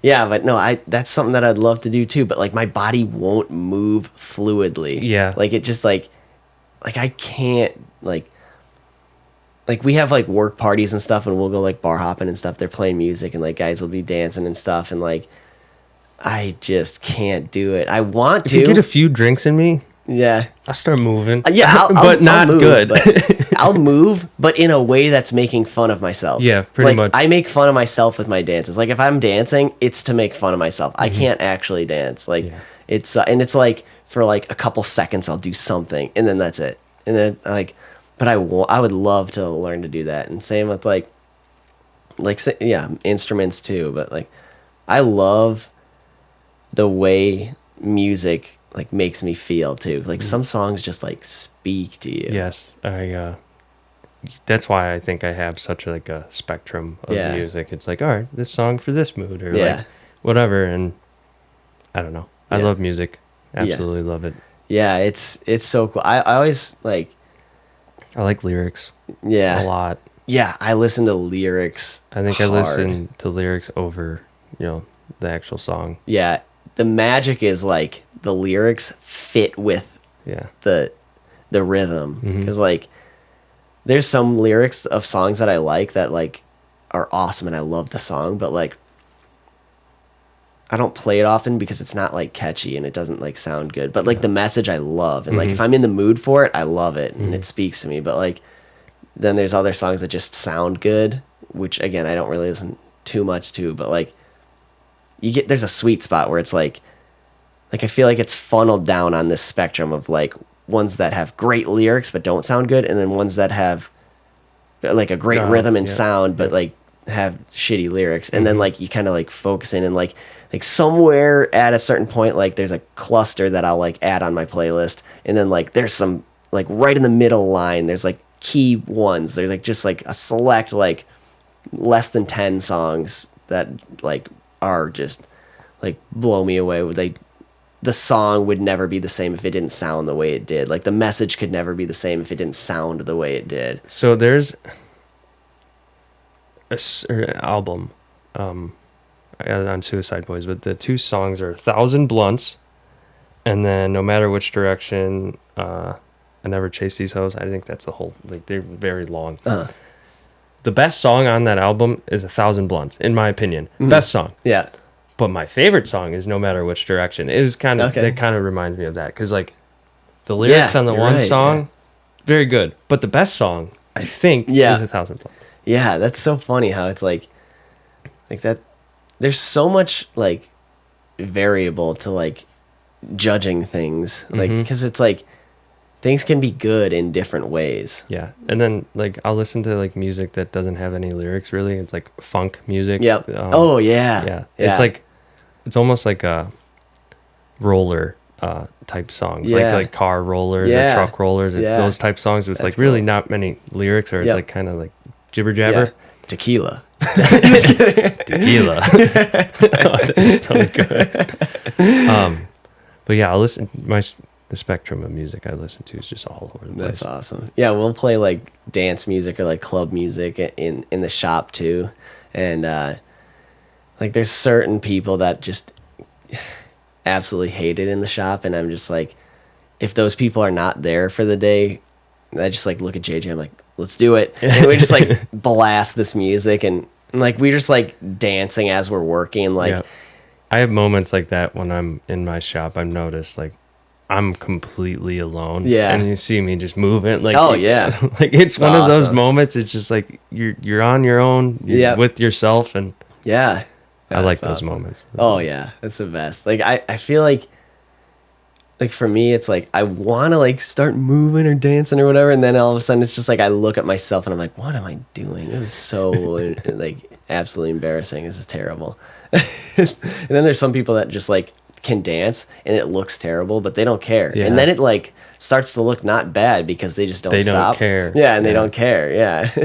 Just like it's crazy what like I feel like song and dance are obviously go hand in hand, but like is like at a core like root of like who we are, like being humans and like surviving for so however many thousands, hundreds of thousands, whatever it is, like in caves, campfires. I just think cavemen dancing around a campfire for whatever fucking reason. Yeah, Native Americans dancing around doing their rain dance and stuff like it was always about dance and making music, banging sticks together, and some type of sound. Just making sound. It's so like primal, like in us. Like it is crazy. And like just the way mood, like, because songs can sound different if you're in a different mood. Yep. Is that same for you? I completely agree. I'll skip songs when I'm like, I don't want to listen to this because I'm in this mood. Right, yeah. And then it's like, it pulls you. If I'm like in a deep mood, I'll play like a deeper song and like, and if I'm like happy or whatever, I'm like, I don't want to listen to that song. Like, it like amplifies your mood because it's like whatever you're feeling, you want to listen to that, and then you start listening to that and it pulls you further that way. Yep. And it's just like, it is crazy how like, I don't know, it just music speaks to the mind. Yeah, it's very interesting. Yeah. Do you like, have you ever tried listening to anything, like trying to fall asleep or anything? Not music, because I listen to lyrics too much. That's true, yeah. But I listen to what's it? Stormy. I don't know what it is, but it's like rain and stormy night or something. I don't know what. I'll fall asleep to stuff like that, or like I'll put the fireplace sounds. Fuck yeah, that's so dude, good. I love it. I'll fall asleep right now. No, just yeah, I know the fireplace sounds, and then I'll put on YouTube stuff that has like a nice background of like a. So I like thinking I'm in like a snowy environment. I don't know why, because you got to like bundle up. But I'll put like a cabin with a fire, obviously, but like that's awesome. Fire over like a cabin with snow all over it. And I don't know. I like the winter a lot. Yeah, and I like pretending like I gotta survive. Yeah, it's like like a cozy feel. Like there's something like cozy about being tucked in on a cold winter night. Oh yeah, yeah, for sure. Especially with a fireplace going. Yep. Oh fuck, yeah, like any of that like white noise kind of stuff. Like just like. Do you listen to music or just? You like hit the nail on the head there with the lyrics thing, because I can't. Same with TV. I can't fall asleep if the TV is on, because like I'm like listening, and like Amelia's a night owl and she'll have the TV on, and I just like go to bed early, and I'm like, can you please turn it on? She's like, no, I'm watching. Yeah, like, all right. Like, Yeah, I cannot do it. But like, yeah, any noise like one thing that like really speaks to me, I guess, or like really soothes me is just the sound of water. Yes. Like waterfalls, or like I'll listen to like. I have my fish tank. Oh yeah. So that will help. And I think maybe with you is because your frog tank. Yeah. I remember sleeping. Because we had waterfalls in our frog tanks. I remember sleeping at your parents' house Yeah. when we were younger and always hear that. And it was like, Yeah. I love like the like creek lapping. Yes. Or like the like just like the sound of like not splashing but like light water lapping. I don't know. Like that's so soothing. Like Katie and I took a vacation a few years back, and it was actually like the last vacation I've taken, which sucks. But we went down. Can't remember what it was. It was I'm trying to. Oh, it was the Jesse James hideout in. That is Missouri. okay. Yep. Yeah, the Jesse James hideout in Missouri. It was like a cave system, like where Jesse James actually like hid. Yeah, is amazing. So cool. But there's a river that runs through the campsite, and it's so cool. And we spent like 5 days there, I think, and there was this the cool thing was like I told Katie about this because this is like one of my favorite memories growing up, because like as a kid my parents took us there, and like we did the whole tour of the cave, and they took us up, like they bus you up a few miles, and then you rent a raft, and you can spend the day, just because the river's so slow, and it's just like you spend the day floating back down to the camp. Did you drink? Oh yeah. Yeah. We bring the Isn't cooler it and we weird? get hammered. Isn't it weird no one had to pee? What the fuck? You're right. That's fucking weird. That's weird. Yeah. Think about it. They're peeing in the river. That's the joke. Oh shit. Isn't it weird? Everyone around me, no one had to pee. Yeah, that is fucking weird. What the fuck? Well, I'm thinking about it. I'm like, I don't even remember stopping to pee, or I don't even remember peeing in the river myself. No, but you know what I mean? No, that's funny. Yeah, I get that. Yeah, we're drinking all day and everyone's drinking, dude. Yeah. Everyone's fucking hammered. No one had to pee. Oh, fuck. Maybe I just peed in the river without even noticing. Fuck. Maybe my drunk self just knows how to take care of me. Yeah, good. But no, it was awesome. Yeah, you literally just like bus up there and just like raft your way back down. It was so cool. And you can stop anywhere, and you basically just got to be in by night. And you can like stop on the shore and set up a camp, start a fire, do whatever you want. And there's like little caves along the side that you can stop and explore. And that's so cool. Yeah, we did that as a kid, and then I took Katie there a couple of years ago. But anyways, the camp, you could actually just drive. Like I just drove my truck right on the river. Yep. I got a photo of it. I think I posted it on Instagram actually a couple of years back. But like, park the truck right on the water there, set up the tent, and just fall asleep to literally the sound of the river right next to us. And a fire. It was amazing. Yeah. Oh yeah. It was so good. I'm like, something about that just feels right. Yeah. I don't know. I need more of that shit. Yeah. Have you there's a YouTube channel. I don't know how much YouTube you watch, but Outdoor Boys. Yes. Yeah. It's like the dad with like the 2 or 3 kids, little kids. Yeah. Oh yeah. They're awesome. Dude, I love watching. They're funny those. too. Yeah. Yeah. I love watching those. That kind of stuff is awesome. Mm-hmm. It's like I watch it like before going to bed and stuff. It's like soothing. Yeah, it's so soothing. It's like he's a great father figure too. Yeah. That's awesome. He was a lawyer. Really? Yeah. I guess he kind of looks like one. He was a lawyer before that. Wow. Yeah.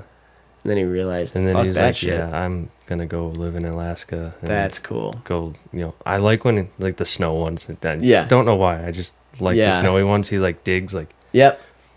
6 feet into the snow to the ground. Oh, it's amazing. And he makes fire. And yeah. Do you ever watch the like the time lapse videos of like building primitive huts and stuff? Yep. But like no music. It's just like the sound of. It's like rapid play because it's like a time lapse, but like the sound of the building and like the hammer and stuff like that, and it's like, just like, oh, that is like that I can fall asleep to. Like that is like so soothing. Yeah, it's something very primal that just I want to be outdoors all. Yeah. I love camping. There's Sugar Maple that we go to to ride. Oh yeah. You can camp there and stuff. Yep. And like we just set up the truck, set up a tent, and yeah. I did it with Amelia. I think 2 years ago, and like it was the most fun I've ever had. You're like in the middle of Wisconsin, pretty far north, like 4 hours north, maybe 3. I think 3. I don't know how far, but pretty far north, and you can see all the stars and stuff. And then cool. In the morning, you can ride. And dude, light pollution is a real thing. Holy shit! It's like, it's crazy how little you have to travel to be able to notice it too. Because like, well, I don't think you have to travel too far to see northern lights when it's like peak season. Oh really? Yeah. There's a kid on my Snapchat that posted like, who wants to go take a quick trip up to Wisconsin to go see some northern lights. Oh, I didn't know you could see it from Wisconsin. Yeah, I don't know how far up. It might be close to the UP, but I mean that's still not that far. That's never seen them. Yeah, me either. I want to so badly, dude. Yeah, that'd be so cool. There's a lot of things that I would love to do, like, and a lot of them like there's a lot of things that like I think about, like, again, like, I guess there's just like levels to everything, because like there's things that you can think about or you see online, and I guess that kind of sparks some interest, where like you see something online and you're like, that is so cool, like I would love to do that. And then like you hear like you and friends talk about like, wouldn't this be cool? Oh yeah, we got to do that someday. So I guess that's like the second level, or like the next level is like actually thinking about like that would be really cool, and you're picturing yourself there rather than just like somebody took a photo online. And then like I guess I don't know, there's definitely a lot of stages, but then eventually like you think about things that you like really want to do, like I really want to do whatever before I die, like bucket list stuff. And then it gets to a point where there's like things that it's like, I can't die until I do this kind of thing. Like I need to do this before I die. Like things that it's like, I don't know why, but for some reason I have to do this because that would be amazing. And I don't think I could feel complete unless I get unless I see this or do this or do, you know what I mean? Yeah, no. What for you, what is it? There's a lot of stuff. Name something. Well, the Northern Lights is definitely one of them. Yeah, me too. That would be fucking cool. That'd be awesome. Like Alaska would be so cool, especially like I can handle cold weather pretty well. I handle cold weather better than I can handle heat. Same. Like I think with cold weather, I mean it's not been too cold thus far, but there was a couple of days where it's like 11, maybe 5 degrees, or 5 to 11 degrees, or whatever it felt like, and the real feel.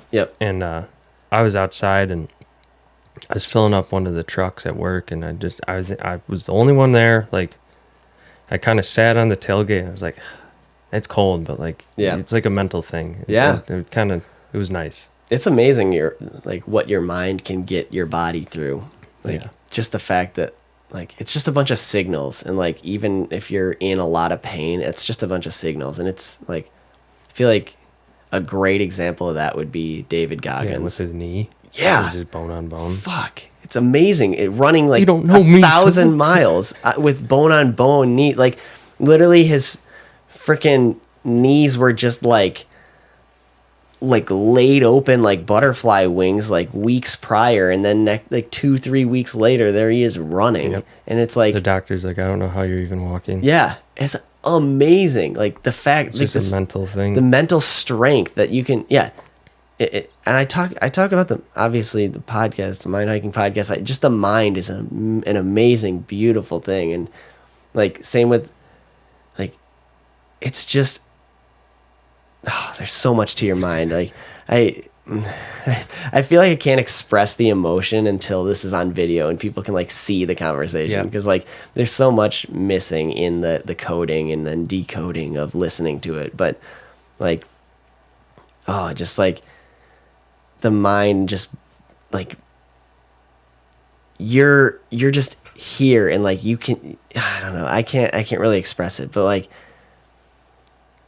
Katie and I have talked about this, where it's just like the fact that anything can happen outside or anywhere, like like outside of your mind. Yep. Like anything can happen to you at any time, but it's like you're you and you're safe inside your mind no matter what happens. Nobody can get your spirit. Nobody can get your soul. It's just like, I don't really know the best way to put it. But Demogorgons. Yeah. Oh, God. They'll get you. Yeah, I guess you're right. Fuck. I don't know why I thought of that. Yeah, it's funny. Yeah, but yeah, he's a great example of that. The mind is a beautiful Not thing. Demogorgons, Dementors. Jeez. Oh yeah. What am I doing? Well, I was thinking that you're talking about the Stranger Things I know that. things. No, Dementors. Sorry. Well, not those. I thought what you meant to say was the fucking Demogorgons. I know in Stranger Things, right? Yeah, but not that, the one from the most recent season. Oh yeah, that dude thing. Yeah, I know. What is that fucking guy called? I don't know. It's gonna be a spoiler alert, but like at this point, everybody's probably watched it. I would hope so. Yeah, that main dude. I can't remember. I'm trying to think. He was number one in the, like, you know how the one girl is number 11. I don't know his name. Number one. But like he turned into that bad dude thing, and that guy, I thought, because he can get into your mind. Yeah, so I thought that's I what meant the Dementor. Yeah, okay. Snatch your souls. Suck your soul right out of your. Oh yeah, right out of your member. But back to what you were saying, bucket list. Yeah. You can't do, or you have to do before you die. Northern Lights. Yeah. What else? I don't know. Come on. Come on. Is there anything that comes to your mind that other than Northern Lights? Japan. I want to go to really? Japan. Yeah. Oh, that'd be cool. Yeah. Yeah, that'd be cool. What else? Skydiving. No, not really. Really? Mm-mm. That's something that I would love to do. I'd be interested in it, but it's not like a must for me. No, I don't know if I really care about jumping out of a plane, a perfectly good plane. Yeah, yeah. It would be fun. Don't get me wrong. Cool. I'd do that before I went base jumping and accidentally clipped the edge of a cliff. I think I would do that before base jumping too. Fuck that. I don't know. Northern Lights, Japan. I'd love to go on a cruise. That'd be awesome. I've been on a cruise. Oh, really? It's fun. My experience was a little different, but we don't have to get into that. Oh, jeez. I've never been out on a boat in the ocean. It's wild. Lakes and That's rivers, for sure. yeah, obviously. But it's wild. How dark it is at night. Oh, yeah. Oh, my God. Yeah, and like so dark. And just the star. That would be cool, seeing the stars out on the ocean. Yeah. That would be awesome. Cruise. I could go on another cruise. It's fun. It's awesome. I don't know. I'd almost rather. I don't know. I'd rather go to Europe. Step foot on Mars. Oh. No, I'm just kidding. Gotta talk to Elon. Europe would be cool. Yeah. I want to go to Poland with Amelia. That would be cool too. Yeah, I'd love to go to Ireland. Ireland? Yeah. Okay. And see some, maybe Scotland. See some like old like castles. Like castle exploring. That'd be awesome. I love like that, the medieval like knights and stuff like that. I want to see the redwoods. Oh yeah, that's up there too. Those things are crazy. Yeah, that would be cool to see something. That would just like dwarf your problems. Yeah, and just to see something. Like, oh my God. Yeah, see something so big and powerful. Yeah. There's rumors and stuff about, not rumors. I mean, we kind of talked about it, but it's. Yeah, I don't think it's provable, but like basically, like Devil's Tower is a petrified tree stump. Yeah, that'd be so cool, fucking dude. Insane. Yeah. That's what it's called, Devil's Tower. Yep. Okay. Yeah. There's all sorts of stories. There's like an old native story about how like somebody like the Lorax. It was a yeah. No, it was like somebody was up on top of a mountain and like a massive bear was trying to get it, like a huge bear. It was just like basically picture of that, or the drawing. It's like running around trying to get that guy and like scratched the whole side of this, like carved this mountain into Devil's Tower. And yeah, it's a cool place. I've been there. got to. You have? Yeah, I climbed up on part of the side. Oh, what the fuck? Yeah, That's sweet. yeah, it was amazing. I mean, like we were like, you can see that thing crystal clear, like 40 miles away. It's like amazing how huge that thing is. That's cool. Yeah. I want to see the Sphere, the new thing in Oh. Las Vegas. Is it Las Vegas? I don't know where that is. Yeah, I know what you're talking about. That thing with, Yeah. it's like basically like Big TV. yeah, It's like round. LED, like yeah, I want to go see the Sphere. TV. It's Yeah, really. that'd be cool. I don't know. It's not. It's man-made. I Yeah. don't know. It's just something. I seen cool videos of like there's a golf course somewhere around there where like the guy like hits the ball and it's like the sphere's got a face and he's like watching the ball as it goes. I don't know if it's like a green screen thing where people can put That might be whatever, but still be cool to I want to see. go see it. I don't know. Yeah, that'd be awesome. Yeah, I remember. I love the one where it's like the face because it like looks at things. I saw another one where there was a plane flying over and it's just like looking at the plane as it goes over. Yeah, What the fuck is it? yeah, it's weird. I wonder what like how that works. How it like if there's sensors on it or if it's like it's AI. Yeah. Something. I know inside it's like you can get like I think it's called vertigo. Or whatever. Oh, really? Yeah, because like I don't know. I think they can make it. It's round. Yeah. But they can make it like look like it's infinite up or whatever. Oh, so is it? There's screens on the inside too. Yeah, there's that's like I think fucking U2, the group. Yeah. U2 played there the first time it was Oh, open that's or whatever. and fucking cool. I don't really listen to U2, Yeah. but I think they do concerts and stuff in That's there. awesome. Yeah, you could probably get like dizzy or uneasy at like the Bean in Chicago too, Yeah. right? I don't know. I haven't been to the Bean. I don't really like going to Chicago. Yeah, me either. Yeah, that's I feel like years ago would be cool. yeah. 70s, 80s, 60s. When did that thing even get built? I don't know. I feel like it was. That had to have been amazing though when that shit first came out. You got a fucking bean. Yeah. Oh yeah. Fuck. What is this magic bean? Yeah. Which is I don't. Why? Yeah. Why a bean? Yeah, that is interesting. I don't know. Art's a weird thing. Yes. I It's like cool. art. I do too. I Yeah. enjoy art. Yeah. I think we're art. Just like, We are. Yeah, I feel like everything we do is art or some form of expression. I would agree with that. I think some of the stuff. I don't know. Some of the stuff's like really an art form. Yeah.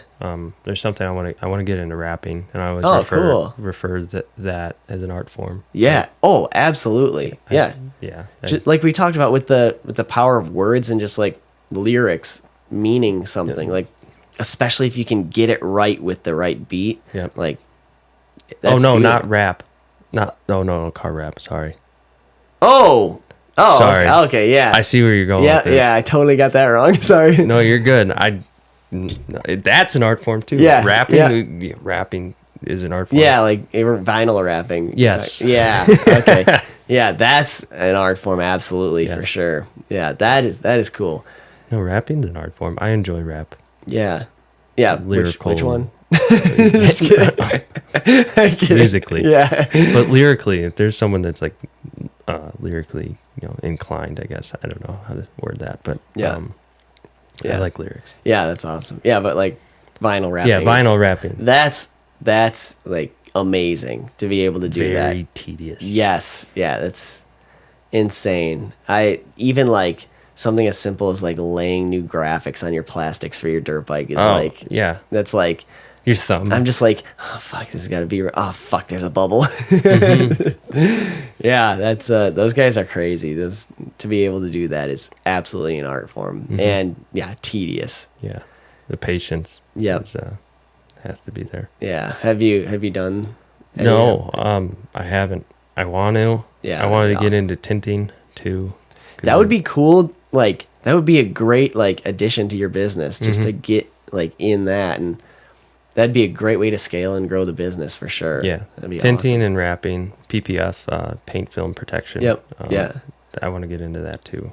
that'd be awesome. Yeah, that'd be a great like growth. You could do so much with your business. That'd be Lighting, illuminated. yeah. It's kind of one of the reasons I There named you it go. that, because I can do like people like rock lights on Yeah. Jeeps, trucks, Oh, yeah. whatever. I don't know if people Underglow. I don't know if people are still in underglow or not, but underglow. interior You see that. lighting. You see that every now and then. Yeah, I think it's a car thing. Though. Yeah. I mean the rock lights. I mean that is underglow technically. It's Yeah. just white. I mean some of them have RGB or whatever. Yeah. But I want to get into that. I don't know what else. You get really big, you could just grow into like doing Christmas lights too. Illuminated Auto Christmas lighting. Yeah, just like setting up people's houses and stuff. There's a business for that for sure. Oh, I bet. Yeah. I bet people do get that. a couple of boys together. Guys, we're gonna get some fucking strings of light from Amazon. Let's go hook this up. We're throwing Santa on the roof. There's a business for that. Oh yeah, definitely, dude. That's a good idea. Yeah, I guarantee. I bet that's done already. Oh no, there is. Yeah. Oh for yeah, sure. Yeah. But that's not. I mean, that's a cool idea. Yeah, it is. I feel like it's around Christmas time. Go ham. It's not a common business. Yeah, it's just like make a shit ton of money right in the Christmas season. And I'm sure people charge a decent amount for that because you got to go on the roof and stuff. Yeah. And yeah. Not a lot of people want to hang Christmas lights. Yeah, especially on an icy roof. Yeah, for sure. Yeah. And then you just start a new trend of Easter lighting. Easter lights. New trend. Yeah. Yeah, there you go. And then branded 4th of July lights too. Yes. In the sky. Yeah. Oh, fireworks shows. Yeah. Yeah, here we got 2 pounds of tannerite and my AR-15. Your business just does anything that has anything to do with lights. Anything. Even if it's an explosion. Yep. It's illuminated. Yep. Oh, I love fireworks. So do I. So 4th of July is fun, man. Yeah. Yeah. Dude, no, I love your business idea though. It's so cool. Thank you. Just watching you online is awesome. Thank you. Just like you're so good at the content too. Like you can tell that you enjoy social media too because like you're good at it. Your camera angles and just it's. I feel like I definitely have my own style. Like kind of just put my own like little signature on filming stuff. Yeah. And I love filming cars. Oh yeah. I'm not like you're good at it. Crazy good at editing. Mm-hmm. I really wish I was better at that because like I'll watch like YouTube videos that are like crazy good editors on like on like just one car that's like for 3 minutes to a song or something, and it's like it's amazing. Yeah, they can make it look good. Yeah. And keep your attention. Yeah, but like with the little shorts or reels or whatever they're called and TikTok, like I love those. Yeah, I definitely have my own like style for sure. I feel like I've kind of noticed that like okay, I like this angle and this angle. It's really hard to make it look different in the same shop. So it's kind of it's a little repetitive, but like throw different music over and like a little bit different angles and stuff. Yeah, I don't know. Showcase your work, and if you're looking to get it done, then it's a great way to showcase your work, and also just if you're into that, then it's cool. I'm very much into filming. I love watching all your videos. They all look good. I appreciate you a lot. Yeah, of course. And also like just with like how you were saying before with like our attention spans being super short, like making those videos, just like having the camera angle change, like clip, just like doing different. I noticed that when I was really young. Like I feel like that helps keep your attention. Yeah, in YouTube, people would be talking, just having a normal conversation to a camera, like vloggers or whatever. But it would be like clip, and they're still like same conversation, same but, like, sentence. It's almost like they clip them because you're blinking. Yeah, it's like you're there. And I noticed that it was a really young age, and I was like, okay, this is how people film YouTube videos or vlog. Yeah, and it's like clip, rather than doing one long thing because attention spans are just getting smaller and smaller. Yep.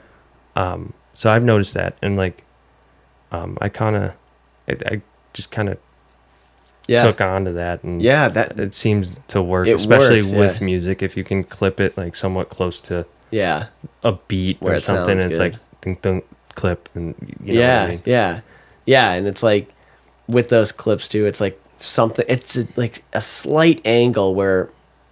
Like if it's somebody just talking and they got like 3 cameras, different angles, and it's like just slight enough where your brain has to like focus and be like, okay, and just like figure it out, and then they do a second clip, and like right by the time your brain figures out what happened, they're like doing another clip. Yep. And it's just like it's like science, just figuring out what's the perfect time to have a different clip in there to keep somebody's attention. Yeah. So it's not like staring. Yeah, like you said, like blinking too. That's a good way to put it. I noticed it when I was really young. Was Yeah. like vloggers that were doing. I think I don't know when vlogging really became a thing, but I noticed that they were just clipping stuff, even though whether they like messed up or had to redo a clip, or if they didn't even need. Or they do just that. or they just clip it and then did it. And I was like, oh, there's a reason behind this, and you could watch a 20-minute video and feel like, all right, this was pretty fast. I think a lot of people do that now. Yeah. Yeah, it makes it tough too. Tough to compete, but like tough to do also because you got to like know what you're doing. Yeah, it's like folding up a piece of paper and then just like clip in it, and then all of a sudden you open it up to a perfect little snowflake. I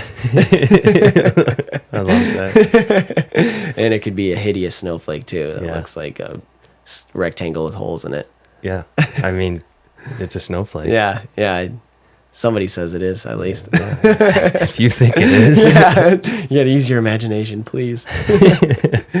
How are you doing? I know you've been like trying to put more stuff out with like the TikTok stuff.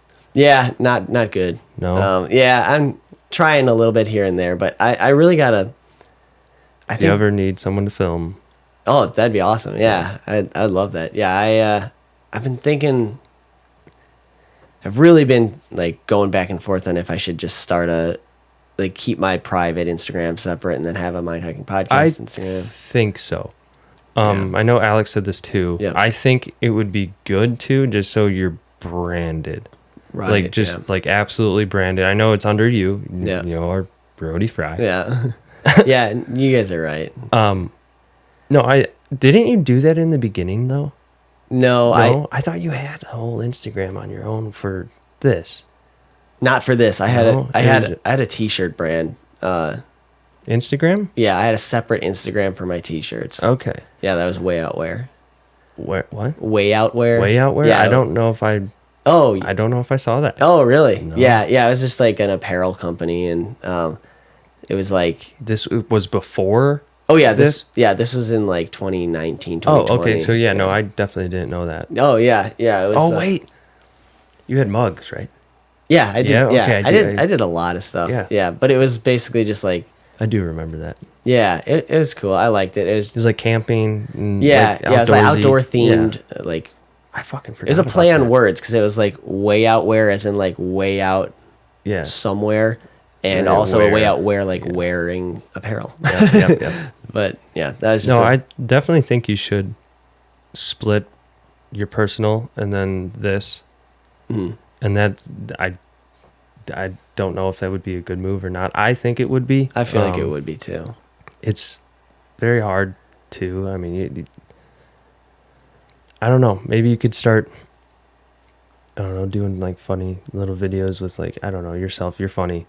You're funny enough. You're funny enough to make enough content to be to stand out with this for sure. Okay, thank you. Yeah, don't be afraid to put yourself out there. I did make a separate like my TikTok that I use primarily is the Mind Hiking Podcast, but like it doesn't really have anything to do with the podcast. Like I got some podcast clips on there, but like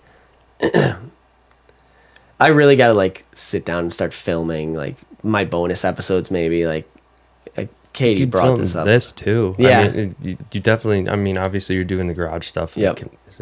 Am I able to say that? Oh, yeah. Oh, yeah, okay. Yeah. I don't know I'll show you when we're done recording. Yeah, that'd be awesome. The progress. But yeah, I walked in here. I was like, no, we're sitting down right away. Yeah, kind of. Not to be like an ass at all. I like talking to you like fresh. Right. Yeah. So it's like genuine and stuff. Yeah. And like my struggle is just like figuring out how to run 2 pages. I don't know why. Like it's really feel like it's a lot. I know. It's and then just organize the content. I don't know. I feel like I have a You're hard consistent enough with this that you can be consistent enough with Instagram. If you do, I mean, I feel like the algorithm, I don't understand it at all. I don't understand TikToks versus Instagram versus YouTube. Yep. I feel like it's weird.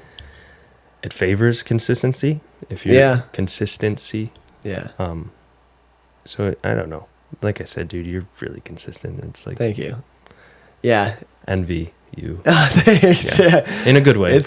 It's tough. Like, I don't know. This is tough enough. And like, if I'm, like I said this before, like if I'm focusing on content, I want to focus on the podcast. That's like priority one.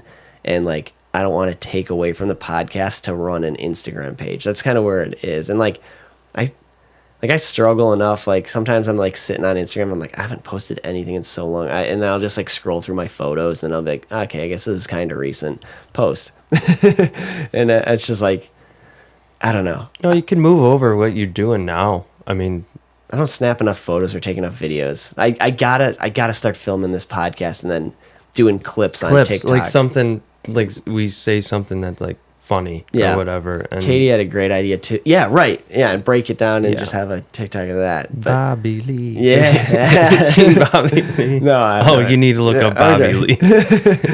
But Katie said that I should have done like TikTok progress videos of even the garage build. Even time lapses, dude. Like that. They're really not hard. Yeah. I don't know if she has a ring light or something. Yeah. Just get a ring light or use her ring light with the tripod and just let it roll. It can be like a minute long. You could trim it down to 30 seconds or 15 seconds and you have something. Yeah. I Film everything. I've told Amelia's you're right. little brother, he's, I don't want to get it wrong, but like 13. Mm-hmm. And he's really big into fishing. Oh, yeah. I'll have to show you some stuff, but take pictures of those fish. Otherwise, nobody will believe you. But no, he's like really into that. I told him like, dude, you're young enough. Like, start filming everything. Yeah. Film it. Even if it's just scrap. Yeah. Film it. Yeah. And I'll tell anyone out there, just film everything. I know it's like we've talked about, like, oh, you kind of want to be present in certain situations. So yeah, be present in certain situations. Right.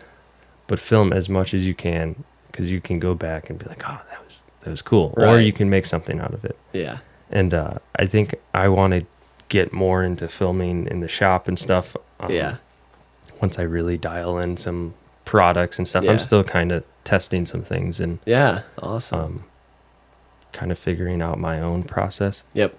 But film everything you possibly can. Yeah. Especially this. Yep, I know. I gotta do that. Yeah. I need help. I don't live far. Yeah. I'm gonna need help. Yeah, for sure. Once I get out to the garage, it's gonna be a whole different story because that place I'm setting up for this. So it's gonna be awesome, and I can't wait. But I had some setbacks, some mistakes, but what did you do? Nothing major. I'll show you. Okay. Just some setbacks that kind of wasn't a fire or anything. No, JJ nothing terrible. Burning the side. Oh yeah, that's that's what it was. Yeah. Oh, okay. No, JJ, get over here. Yeah.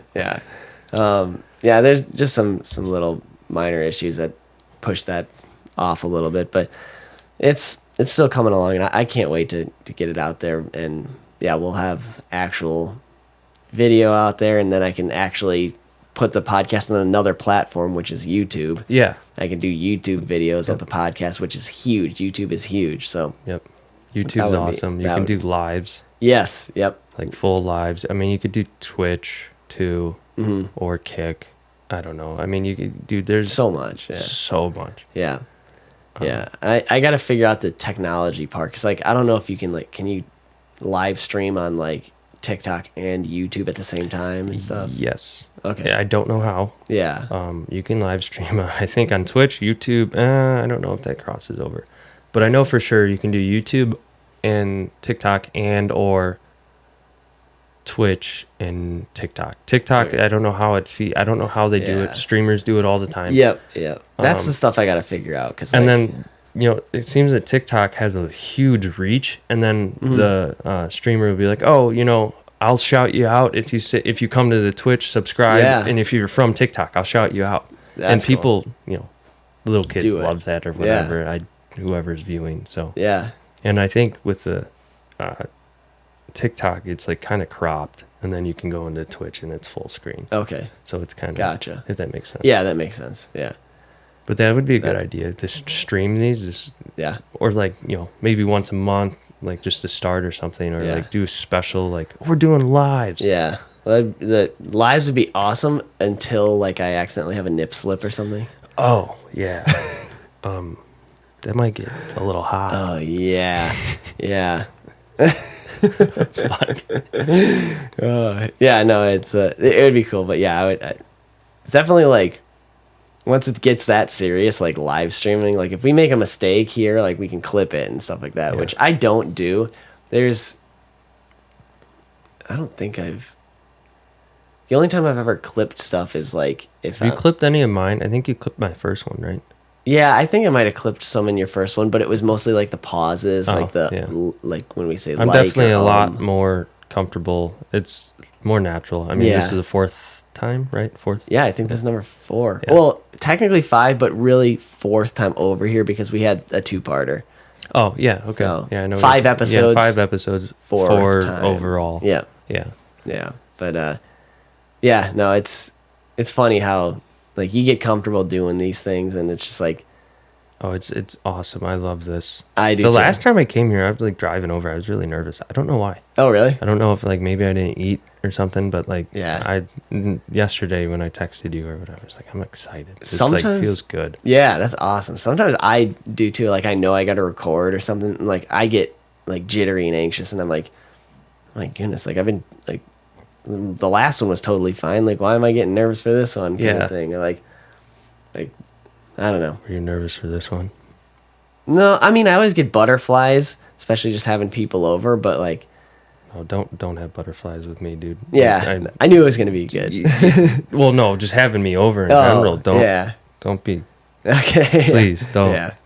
Yeah, it's cool. It's all good though. It's all good. Like butterflies in a good way. Like I'm excited, and it's. If I had a foam finger, you're number 1. Buddy. Oh yeah, thank you. Yeah. It's awesome.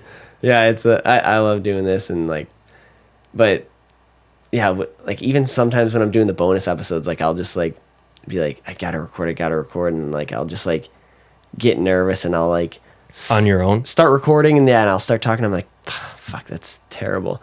And I'll just like stop the recording, and it's like me talking, and then it just ends with fuck, that's terrible. And I just like delete that and just restart. But like that's how I kind of struggled with this past week's after Alex episode, that bonus episode. That one I kind of had to. It was good, and I knew the message I wanted to get across, but like I had a tough like couple days prior, and like it was really like I gotta get this done, and like I don't know, not really butterflies, but like kind of like I don't know how to explain it. Like I kind of was like I want to like make sure that I'm putting out good stuff, and I felt like that was good, but I felt like the way I spoke was like not as upbeat as I normally am. I don't know if it was. Did you get a chance to listen to that one? I've listened to probably a few minutes of it. I don't think I've listened to all of it. Yeah. I'll have to get back to you on that. Yeah. But I did listen to Alex. That one was good. Yeah. Thank you. Sometimes like with the consistency, I'm really big on that, and like I said, I envy you. Yeah, I think sometimes like something's better than nothing. Right. Whether it's good or bad, and if you're getting bad feedback like Alec was saying, like he'll get hate comments or something. At least you're getting something. Yeah, something. Yeah. I got some episodes that I just do not like. Some I'm like I still think about taking down, but I'm like I can't take any of them down, especially because the way I wanted to start this was to see my own progress and see my own growth, and have like something for my family members and like my children, my future children, to look back on and be able to know who I was growing up and kind of thing. What episode are you on? I don't look at that.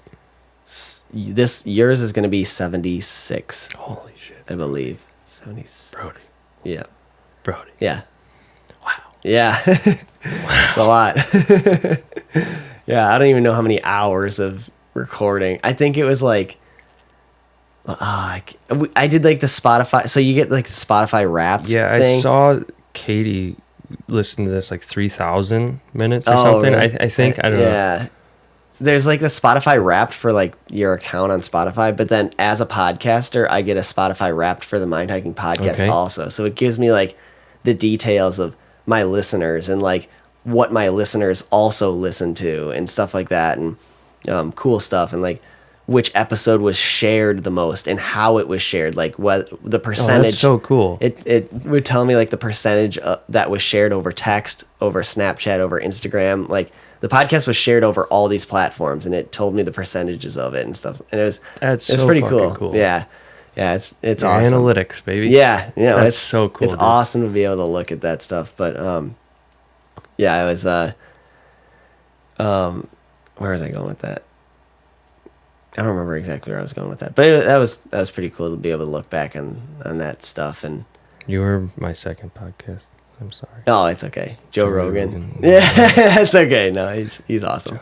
Yeah, he was my number one podcast. I was like, oh, Brody's second. I was like, I guess I do listen to a lot of Joe Rogan. Yeah, no, so do I. It's okay. I felt ashamed, dude. Oh no, like, don't. No, literally, like I listen to my own podcast. Amelia is yours. Yeah. I thought that was pretty cool. Yeah. I thought it was pretty cool that she shared it too. I was like, "Fuck yeah, thank you, thank you." If she's listening, obviously she is. Yeah, she's listening. Thank you so much. I really appreciate it. But where was I going with that? There was something I wanted to say. But what did you think of the previous bonus episode about? It was the Shocking Demons episode, if you remember that one. Stand by. Gotta make sure I listen to that one. That one I put the most time and effort into. Really? Yeah, that one I really, like, I tried hard on that one. Like, that was like full. I got 19 minutes left. Okay, yeah, that was like full soul. That was like heart and soul into that one. That one, I think, as far as bonus episodes go, that one I think I'm the most proud of. Really? Yeah. Okay. Yeah, that one was good. And I guess, I got a couple like demons episodes. Like I kind of started this theme of like the demons. Yeah, the demons theme. Yeah, because I feel like I got a lot of demons in my mind that I gotta like kick some ass sometimes. And I think everyone does. Yeah, so I feel, and I feel like people can relate to that. Yeah, so I kind of like sure. the demons. I forget. I know I told you, but there was episodes that like spoke to me when I was like, thank you. Yeah, dude. Yeah, that's awesome. It's so cool to hear that kind of stuff. I like Stoos. Yeah, those episodes are always fun. Yeah, I love doing episodes with her too because she's so into it too. Yeah, that the Bermuda Triangle was a bonus episode, but that was a cool one. We did that one because her racing number was number 73, and she's like, I want that one. I offered it to her. I was like, I'm assuming, I know we just did an episode, but we just did another cryptids, but like, do you want episode 73? And she's like, yep. Yep. So I'm like, okay, we'll figure it out. That's awesome. But yeah, it's awesome. Yeah, the cryptid stuff's really cool. Yeah, I love that stuff. So, and she started to get into the aliens thing too, because like after we recorded that, like we started talking about like the Boblazar stuff, and she was like, she's like, who is? I heard like you and Russell's episode, you were talking about like the congressional hearing, like UFO stuff, and like, what is that real? And I was like, yeah, you don't know about it. And like she always said like I talk too much about aliens on this podcast, and like so I sent her like the Joe Rogan Boblazar episode, and she's just such a good episode. Yeah, dude. I think that's the most like viewed one. Yeah, it's the most shared episode he's got. That's crazy. Yeah, it's amazing. But yeah, she's like, listen to that, and I think they have or made 4 atoms of element 15 or 115. Oh really? Oh yeah. Yeah, they're stable. Really? I think. Well, I don't know. I don't know specifically. Yeah. I just watched something that was like 4 atoms of element 115. I knew they could make it it was like an extremely unstable element, and they could like make it. There's variations of all elements, but like that. They couldn't make a stable version of it. They were able to make it for like microseconds. Yeah, maybe they made a stable version of it or not. And this was pretty recently that I saw that, so I don't know. Yeah, I don't know. I don't know. He didn't say stable or not. But. Okay. Yeah, I haven't been updated on that recently, No, but I wish there was like a shit ton of stuff on it. Yeah. Just like consistently. I'd eat it up. Yeah. Oh yeah, me too. I feel like there's just like a stigma about it that like it's going away, I think. Yeah, it is. It's yeah, I think a lot more people are a lot more open about this stuff, especially with podcasts like Joe Rogan talking about it openly. Seriously. He's still number one, right? Yeah, still number one podcast in the world. Crazy. Yeah, it's amazing. He's definitely a major inspiration for this podcast too, because I love the freedom behind his podcast of just like the openness and like providing a platform for anybody. Like he no, he just likes talking to people. Yeah, like no discrimination of any sort. It's like anybody comes onto the podcast. Yeah. Like it's so cool. My favorite ones are, it's kind of brainless, I guess, but Protect Your Parks. Oh yeah, they're so good. Yeah, too. I think I listened to one of them and that's it. They're so funny. Like I'm really big into comedy and stuff, and just to see those guys just stick around and they just like, I don't know, they just take drugs and just talk bullshit. Well, one of the because like every time I think things are questionable on my podcast, I'll be like, okay, how bad does his get? And like, you go back onto some of his early ones too, and they're bad. I'm like, holy shit, okay, I got nothing to worry about. Yeah. For sure. Yeah.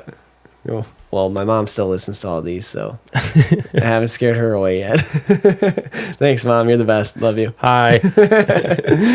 Yeah, but I know she listened to the Be Nice episode, and she's like, oh, I really like that one. So that's good. I like the positivity on the podcast too. So I've always thought this. I've been meaning to ask you. So she's into like ferrets and stuff, right? Oh yeah. Yeah. I listened to her episode and like shows ferrets. Yep.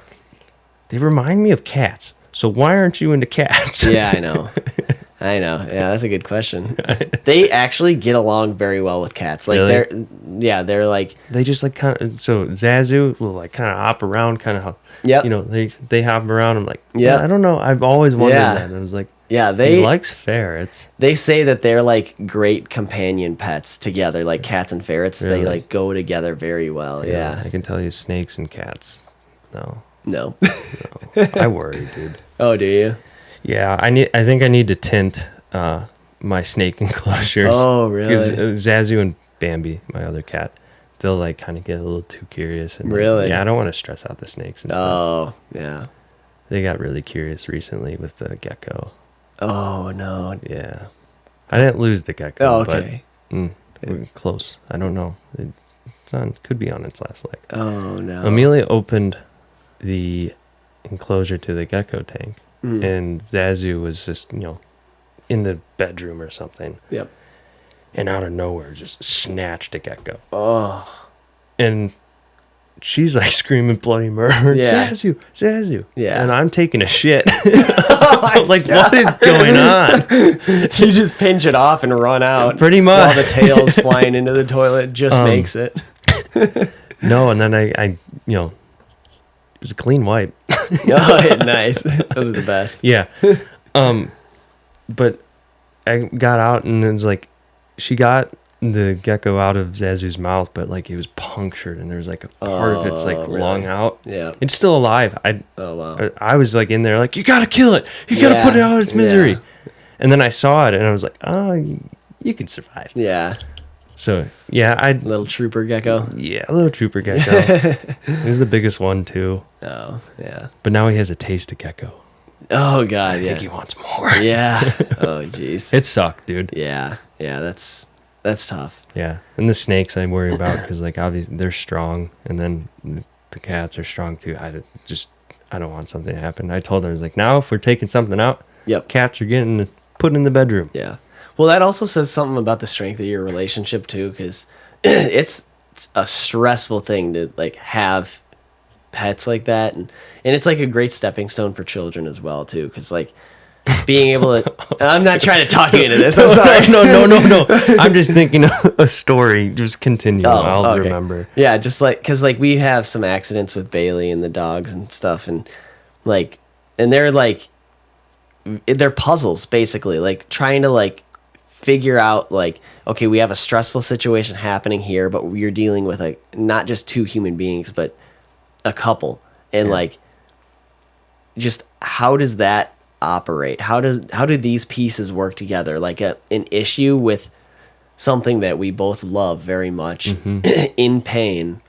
Oh yeah, or dude. In a stressful situation, but like that is a tricky thing, and go ahead. No, I don't want to lose this. To I guess, relate to that. Zazu cut his foot open on glass. Ooh, and I don't know how long ago, but pretty early into us having him. Mm-hmm. And it was pretty bad. She took him to the hospital, or the vet, the animal hospital or whatever. They patched it up with whatever. He came back, and dude, that night he shit all over himself, and it was like, no. I'm not good with poop. Yeah. Oh yeah, at all. Yeah.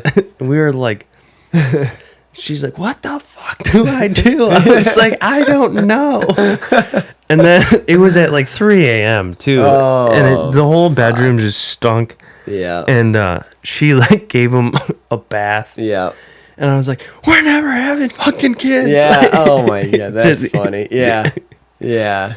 I'm not good with poop. Yeah. I don't know how I'm gonna deal with a child's poop. Yeah. Oh fuck. Yeah. That happens with the dogs too. There's been some accidents like that, and it's just like, what the fuck? Like Baron, he's like rolled in shit before. I'm like, what the fuck, Baron? Like, especially if you don't notice it, and then you go to pet him, and you're like, what the fuck? Yeah, you just get instantly pissed, and it's like, what do? Yeah, you just take him into the shower and like wash him, but it's fucking disgusting. Yeah. I gag. Dude. Yeah. That's how JJ is too, except with like snot. Like, he doesn't like snot? Yeah, like if you hack a big loogie in front of him. Oh, that's wow. I hope I haven't. Like done that. he Sorry, just Jay. he'll like drop, like one of our coworkers just hacked a loogie and like spit it, and like he just like makes a sound like make if he's listening to this, he's probably gagging, because like that sounds like that, or like thinking about loogies and stuff. Like so we're fucking with him right now? Yeah, he like literally will drop to his hands and knees and like gag on yeah, that's not good. Yeah. Sorry, Jay. No, it's funny. we give him a hard time all the time at work. Yeah. But fucking speaking of shit, isn't it amazing how much shit gets pumped out of our houses every day? Yeah, it's kind of gross. Yeah, it's weird, like obviously we know where it goes, but like it's crazy like how it goes. Like how can like these septics and stuff like handle this much shit? Like humans just they're just like shit factories. Yep. We are. And then on top of that, it's like all these animals, like think about all life on Earth, just eating and shit. All we're doing is just turning everything to shit. Why isn't everything shit yet? Wouldn't you think like all of Earth would just be a pile of shit? Maybe it is. Maybe that's what dirt is. Yep. Mm-hmm. It's just all shit.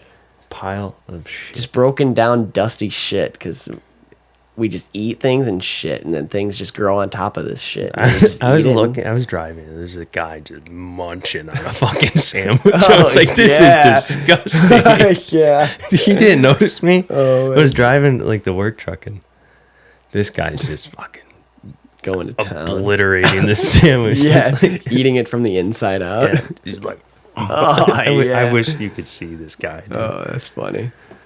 It was on Randall. Yeah. And this guy, I don't know. People watching is funny. Dude, it's awesome. It's amazing. Yeah, I'm going to call JJ out here again, but I had to help him yesterday because his truck broke down. And 6'4" problems. Yep. What happened? It just said, like, basically a message popped up, and like a wrench popped up, and a message popped up, just said powering down, find something about like safe place to pull over, powering down, and 3, 2, 1, and just like shut off. Shut off? Yeah. Wow. And then I don't. He's thinking it's an exhaust issue, like a particulate filter or something. But is his deleted? No. That could be why. Yeah. He's got a powertrain warranty on it though. Oh, that's good. Which is still So hopefully something happens there. But anyways, hopefully he's not mad for saying all that. Sorry, Jay. Yeah. But now he's gonna try to forget that his whole life, and then like it's on a podcast now. He's just like loogies too. Yeah, we're really messing with him. If he's this deep. Yeah, he's not gonna be happy. Yeah. But sorry, Jay. What was I getting at? Why do I keep forgetting things? What were we talking about before? I was trying to about lead somewhere. I don't know where you were going with the JJ truck. Yeah. Breakdown. Oh, you gotta have him back on. You said that. Oh. Yeah, maybe. I have him on a lot. He's like good. He's funny, and he's like a great like filler between like new people. Well, he's your best friend. Yeah, it's funny. Yeah. We usually have fucked up episodes. It's good. Yeah. It's good fillers, like you said. Yeah. It's like the protect our parks thing. Yes. Yes. Just like, it's just messed up conversations. But it's funny. But where are they going with that 6'4" thing? Yeah, 6'4". Yeah. Something about, I can't remember. I'm gonna like listen back to the episode and be like, fuck, dumbass. Yeah. Because I was going somewhere with that. So sorry to call you out and then like not even finish. Yep. Feel bad about that. Yep. Loogies. Yeah. God, you should not have told me that. Yeah. Loogies. It's more of like the Lug if he sees them and then like the sound of gagging or like. Here we are back at talking about him. You're gagging. Oh, no. Yeah, he's done now. He shut off the podcast. See you, bud. Oh, jeez. Yeah, I wish I could remember. I know the second I stop this and I play it back, I'm going to remember exactly what it is. But 2 hours, 13 minutes. Yep. Holy shit. Yeah, whatever. You are now my longest episode. That is for sure the longest. I feel like we're just pushing records over here. We are. Like, keep going. Yeah, we are. Fuck yeah. Making records. What's the longest podcast ever? Do you know? Oh, it's got to be over 5 hours probably. Oh, well, yeah, I would think so. I don't know. Joe Rogan's got some over 4. Oh, I know he does like 3. It's crazy. Yeah, I think he's got one over 4 hours with like Neil deGrasse Tyson. Yeah. Like, I don't know. I like those. Yeah, those are good. I listen to all his. Yeah, I like all the scientific-y ones. Yeah. Though that one and then like I like the FBI agents. Oh yeah, like the Mike Baker ones. I think so. I don't know all their names, but he's had a few. Yeah. Like the Cameron Haynes, he was recently on. Yeah, he was. I was just listening to that one actually on the way home. Yeah, I love that. That one's good. I like fuck. I listen to all the Elon Musk ones too. Those are good. He's interesting. Yeah, he is. Like very interesting. Yeah, he is. I mean, obviously, you got to have a different type of brain for that. But yeah, it's funny. I actually prefer Elon Musk's interviews with. Have you ever listened to the Lex Fridman podcast? No, I've heard of it. He's fucking good because he's a smart guy too. Okay. He's like super smart guy, and like they have like a intellectual conversation that's very good. Yeah, and like Rogan's just kind of a bro. He's good. Yeah, he's a good and he's a people person. He's a great he's good at asking questions about people, but like even in some of his episodes, he thinks like, too, but like he does. I'd have to listen. He's very smart. Lex Fridman. Yep. Okay. Yeah, Lex Fridman podcast. Yeah, but Lex Fridman's been on Joe Rogan too. Oh, okay. And Joe Rogan both ways. Vice versa. Yeah, they go both ways. But no. Even in like the Elon Musk and Joe Rogan episode, Joe Rogan's they're talking about like the fundamentals of aerospace and just like aerodynamics. Mm-hmm. And Joe Rogan's just like, I'm too stupid for this conversation. I'm like, this is literally like flight basics basically. And like you learn, like I learned all this in ground school when I was training to be a pilot. And yep. And it's just funny, but if you get somebody that like knows what they're talking about, then it's a like Lex Fridman. He just does a great job with. Like I started listening to his podcast just because, like he's smart, yeah, and he has some episodes with David Grush, okay. And which is that UFO whistleblower. Yeah. Yep. And who's the other guy? The other guy that was part of that hearing, or one of the other ones. No, that's not Commander David Fravor. Yep. Yeah. I was gonna say Graham Hancock, but that's not. He might have an episode with him. Friedman. Yeah. Oh. Well, either way, he asks detailed questions. He's just good. I like him, so definitely check him out. Okay. So there you go, a little ad for Lex Fridman podcast. I'll check out the Elon Musk ones. Oh, also, speaking of little ads, freaking, I gotta start getting some sponsors here because Steph was listening to the podcast and she's like, you just made a sale on your podcast. I was listening to yours and Russell's To Dr. Squatch? Yeah. Oh, hey, welcome back to Dr. Squatch. Yeah. She's like, yeah, you just made a sale for those guys because I just got some of that stuff. And I'm just like, oh, that's awesome. Hell yeah. Don't fuck with that shit.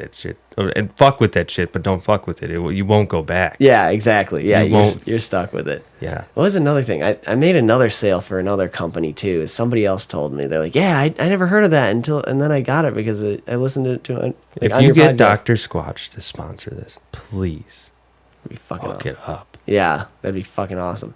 And there's so many companies that'd be just great for this freaking podcast. What else would you like to? Mud water, that'd be cool. What's that? I've never even had it, but it looks super interesting. Oh. I want to try it. It's like a coffee replacement, but it uses like mushrooms. Oh, that's cool. Yeah. I want to try lion's mane. Yeah. It uses that. Yeah. I want to try some of that. Yeah. One of my coworkers, he's like 60 something. He looks really good for his age, awesome. And he's like, "Oh, lion's mane." Dude, mushrooms are fucking amazing. I love mushrooms. Yeah. All kinds.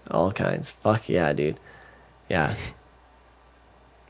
Yeah, that's a topic. Yeah. You haven't done that, right? No. Okay. No. You said you wanted to? I'm interested. Yeah. I don't know, we'll see. Yeah, they're they're fun.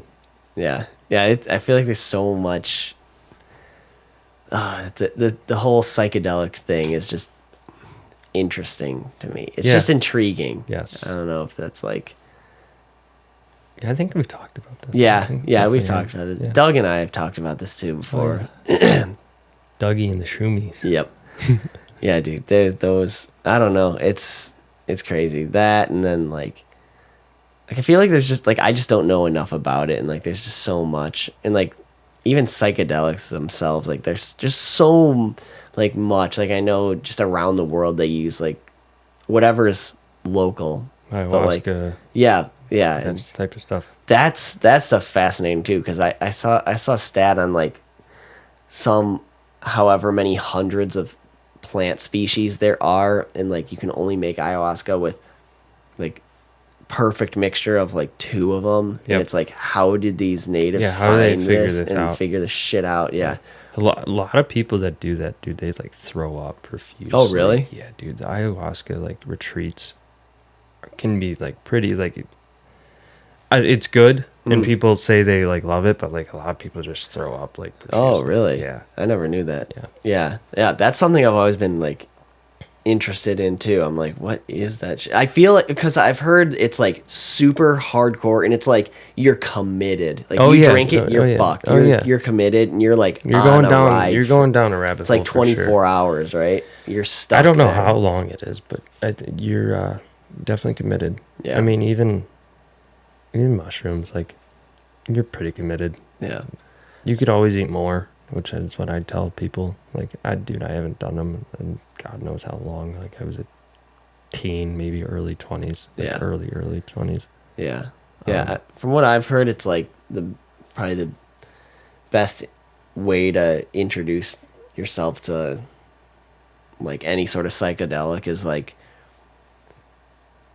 a smokable DMT, because it's like a 20-minute up to the clouds and back.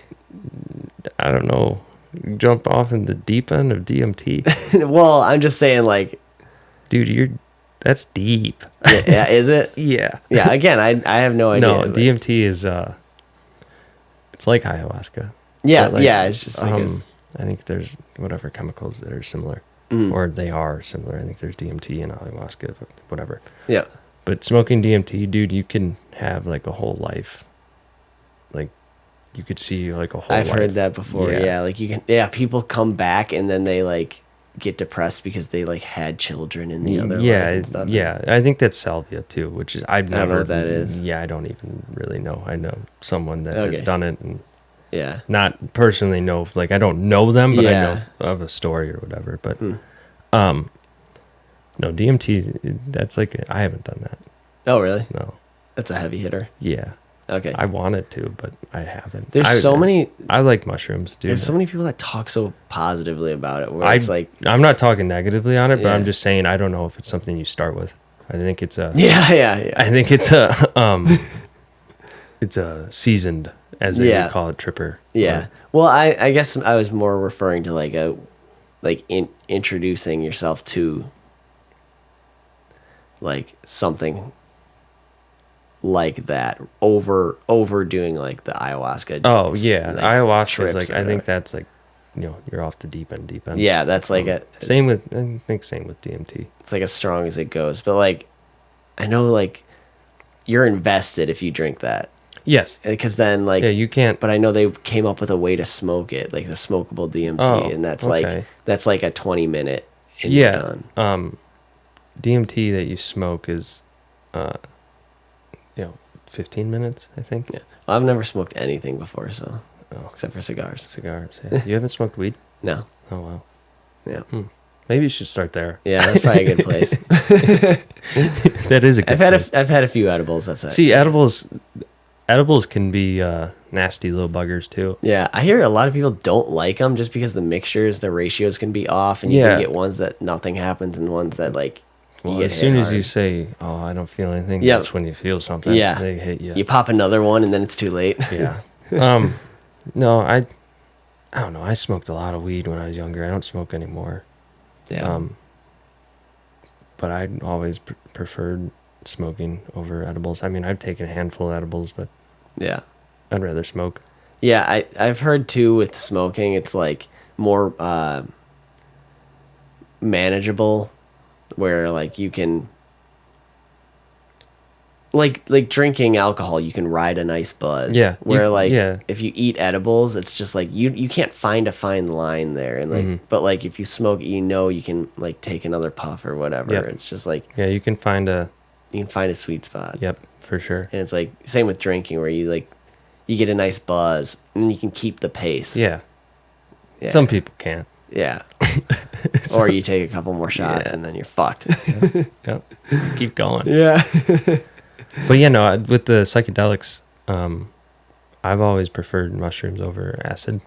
I think acid's a little like, if you don't have a test kit, you don't know what you're getting sometimes. So I've heard of people that have passed away from doing that. I've heard basically nothing but bad stuff from acid. I don't know. Some people like it more so than mushrooms. Oh, really? Yeah, some people do. I like mushrooms because you can kind of see what you're taking and control it's that. Grown. Yeah, it's from the earth. The earth, yeah. Not made in a lab. Yeah. I don't know. I've literally heard nobody say anything good about acid. Really? Yeah. Yeah. Yeah, no, I've done it a handful of times. Just I'd rather do mushrooms. Yeah. You're more connected. You're like primal feeling. Yeah. Like, yeah. It is weird that like mushrooms. Yeah, I don't know why. It's like something about like the earth and mushrooms. Yep. It's like go on a walk, dude. Yeah. Like don't do too much, but go on a walk on mushrooms. It's fucking awesome. Yeah, they're kayaking. Yeah. Why? Yeah, I feel like mushrooms has such a a root with Mother Nature. It's like, why is that? Start small, eat more if you want. Yeah. Just like you said, you can kind of find a buzz. Yeah. Start small. Yeah. Crazy stuff. Make a little peanut butter jelly with mushrooms. Pizza with mushrooms. Oh shit. Yeah. I actually don't like mushrooms on my pizza. Well, you're not gonna like these. Yeah. Okay. The taste. Yeah, I heard they suck. Yeah, they come from shit. Yeah. Yeah, they do. Yeah. Yeah. Yeah. So what I think they taste like. I don't mind them, which is really weird. Mm-hmm. It's kind of bad to say. Yeah. It's like sunflower seeds. Oh shit! I fucking love sunflowers. Yeah, but like, but not. It's far stretched. Okay. Like, yeah. So it's like an earthy taste like that. Totally. Okay. Yeah. Gotcha. I could probably handle that. No, not sunflowers. Pumpkin seeds. I'm sorry. Oh, I fucking love those too. Yeah, pumpkin seed. Sorry, not sunflower seeds. Okay. Yeah. Yeah. I don't know. Crazy stuff. Yeah, it is crazy. Yeah. I don't know.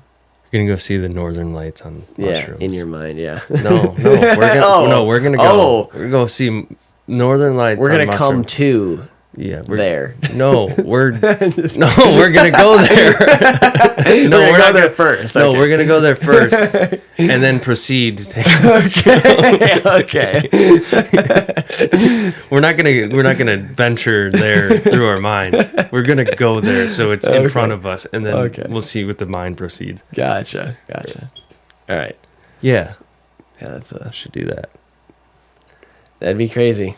Mm-hmm. That'd be crazy. I think that's a bucket list thing for me.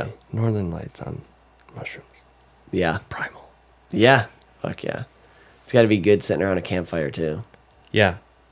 Yeah. Oh yeah. Oh yeah. It's very nice. Okay. It's very nice. Yeah. Oh, dude. I just feel like I just would hate to like just the feeling of like being in something that you can't get out of, kind of thing. Yeah, but then that's kind of like a whole point of it too. I don't want to freak myself out. Yeah, but then you give into it and you're fine. Just let it happen. Yeah, exactly. It's like really weird because like you have a fight or flight, and I've had this before with bad trips and stuff. Or I had one bad trip, but it's a fight or flight. Yeah. And you want to fight it as much as you can because you're like, that's just natural instinct. Yep. Instinct. And then once you give in, it's like. Feels like, good. Yeah. Yeah. I feel like 'cause sometimes like you can't fight it for sure. I definitely got good mental like mind control of myself. Like you have to also remind yourself you're on drugs. Yeah, exactly. But like with drinking, like if I get to a point where I'm like I am so uncomfortable and like I don't want to drink anymore, like, and I found myself there where it's like I hate this and I wish I didn't have that last 100 shots. Just kidding. I'm kidding. Fuck no, yeah. Holy shit. I'm kidding. But no, I've definitely gotten to points where I'm like, you gotta drink with this guy. Yeah. Like I wish that I stopped sooner because I'm like way too far gone. But I'm sitting there with myself and I'm like, bottoms up. Yeah. I'm like, fuck. This sucks, but it's okay. I just gotta get through it. I just gotta ride it out. Just like I had a really bad hangover recently. Oh yeah, it sucked. Yeah, worst hangover I've had ever. Hangovers suck. Yeah. But continue. I'm sorry. Yeah, well, that's about it. Just that I've been able to just sit there and been like, well, it is what it is, and this sucks, but I gotta sit through it. Kind of. Honestly, like, I enjoy drinking, but like, I hate the feeling like after. Yeah. So it's like. It's good to moderate what you drink. And there's people that like just can't stop, and I get that, but I've been there. 4th of July usually. Last one I was a host at my own house. Yeah. I love the couple beer buzz. Like that's like the early stages of a buzz where you just like feel happy and good. I like and then you like it and then you drink more and then it's just you go past and then it turns like, fuck. You gotta learn to ride it. Just right in the right spot. I like bourbon. Oh, really? Nice glass of bourbon. And then just kind of like it's sometimes it gets a little easier or some don't get easier to drink. Yeah. And I like that buzz. Okay, well, next time we'll have you on, we'll be out in the garage, we'll have a cigar and a glass of bourbon. That'd be awesome. That'd be fucking awesome. I love that. That sounds great. Let's do that. Yeah. Mm-hmm. Going to Northern Lights too. Okay. Yeah. Mm-hmm. We'll have to plan that. That'd be fucking cool, actually. Yeah. I'd love to do that. Yeah. Maybe beforehand you can indulge. Yeah. So you know what it's like. You want to be my personal trainer? I can be your personal trainer. Okay. Yeah. We can make this happen. Okay. We'll see what happens. Okay. All right. Fuck yeah. Well, yeah, we're... Oh. That's a good one. That's a good episode. Yeah. That's a really good one. Yeah. We got a bunch of, like, stuff to... update the listeners on in the next episode for sure. Oh yeah, we do. But we updated them a lot in this too. Yeah, I'm happy with this. Yeah, I'm happy with how there was a fire in me and I took action. Yeah, life's coming along. Yeah, because of your decision. Yeah, you took action. We'll see where this takes me. Yep. One day at a time. Yep. Hopefully it takes you all the way. I don't know where that is. Yeah. Do you have like a vision for how ideally you'd like to see your business in the future? Like, do you imagine scaling it at all? Yeah.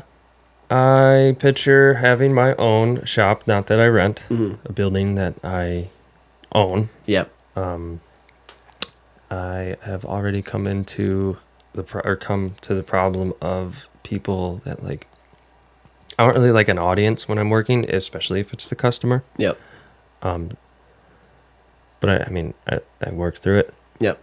It's just more anxiety and Yep. don't really Them like watching it. and stuff. Yeah, I'm like, let me do my thing. So like maybe having a waiting room or something. Not a waiting room. I want to like maybe look into getting a vehicle that. Oh, a loaner. Yeah, that like, hey, you can take this. You know, in this, I'm nowhere near this, but like have something cool.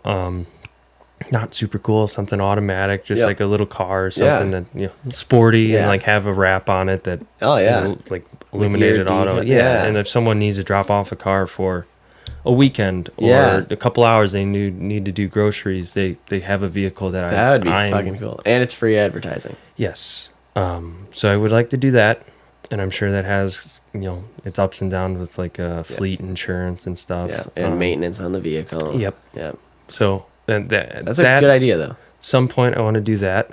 I would like to have people working for me. Yeah, that's kind of where I was. People working for me, scaling it into maybe possibly doing YouTube videos with it. I think I said that. I don't know if I did. It's getting late. Yeah. Where else? The whole rapping. Yeah. Not spin bars. Yeah. Vinyl wrapping. And Christmas lights. Yeah. Oh, yeah. Illuminated. Vinyl wrapping, PPF, paint film protection, tint, lighting. I don't know. It's awesome. Scale it as big as I can. And maybe even like get into suspension work or something. Yeah. Maybe not motor work. I'm not like crazy into that. Yeah. Unless I hired someone that was like really good into that, like for performance. You also don't want to like spread yourself too thin where like you're trying to like put your hand in every pot. Yeah. You focus on what you are good at. Yes. And like the things that make sense, like the wrapping makes sense. Yeah. Like stuff like that. Yeah. Spin bars. Yeah. Yeah, the wrapping, also the vinyl wrapping also makes sense too. Yeah, wrapping. I wish I could like rap like that. I wish I could just sing. You'll never see me up on a karaoke stage. Neither you won't see me. But you like, won't see me. I sing to myself. If I'm alone, I'll be like, oh fuck. If I like have like a few songs, I can just whole thing. Yeah, every word. Yeah, and exactly how the singer does it. Yeah. In our head. I mean, yeah. No, yeah. It's not like to me. It sounds like I'm spot on. Yeah, me too. If I'm a couple drinks in, dude, I fucking love singing, but like I can't do it in front of people. Yeah, there was one night. Oh god, I was like 17. Took some Xanax. Oh boy, I was singing. Oh fuck yeah! It's awesome. Yeah, I was singing. Oh fuck yeah! Rapping. I was a rapper that night. Oh, not vinyl. Nice. Not vinyl. Not vinyl. Yeah. Oh fuck, that's funny. Yeah, to scale it to something above my imagination. Is kind of where my vision is. Awesome. Above what I could ever think of. Yeah. If you can scale it to the point where it can run itself. Yes.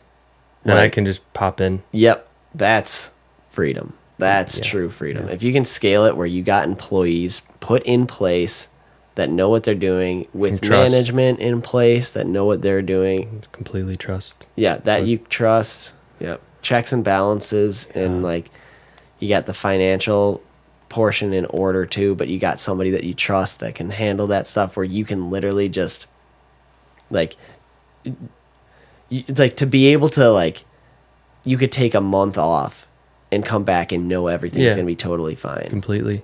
Like, I think and that also like not that you would sell the business, but like that adds a lot of value to a business knowing that it's self-sustainable. Yep. And it can operate on its own. Yeah. I think that's what the vision is. I think I'm very far from that.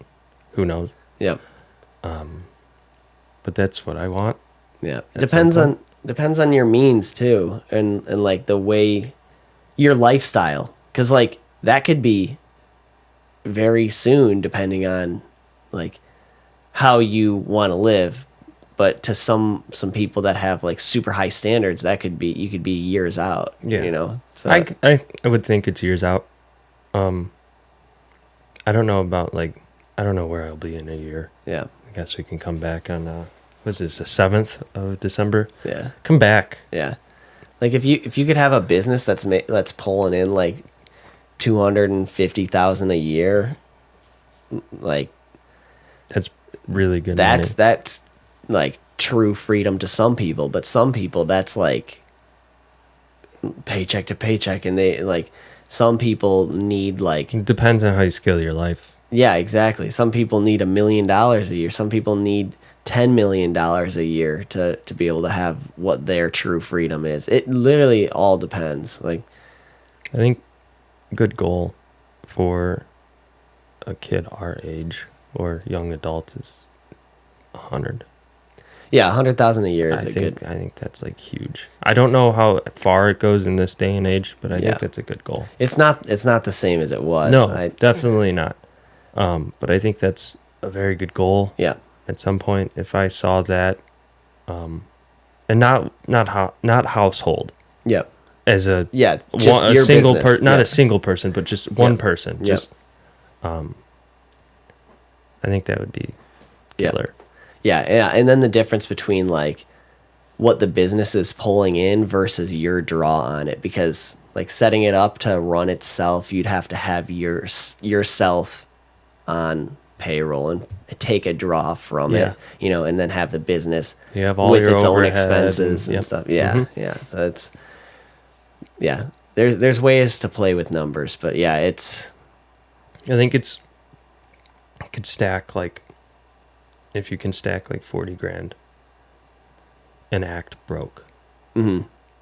you can start to play with things. Oh, yeah. And like you see, okay, I'm good at this. I've heard this too. I forget who said this, but yeah, like I think 40 grand you can stack away and just act broke. Yep.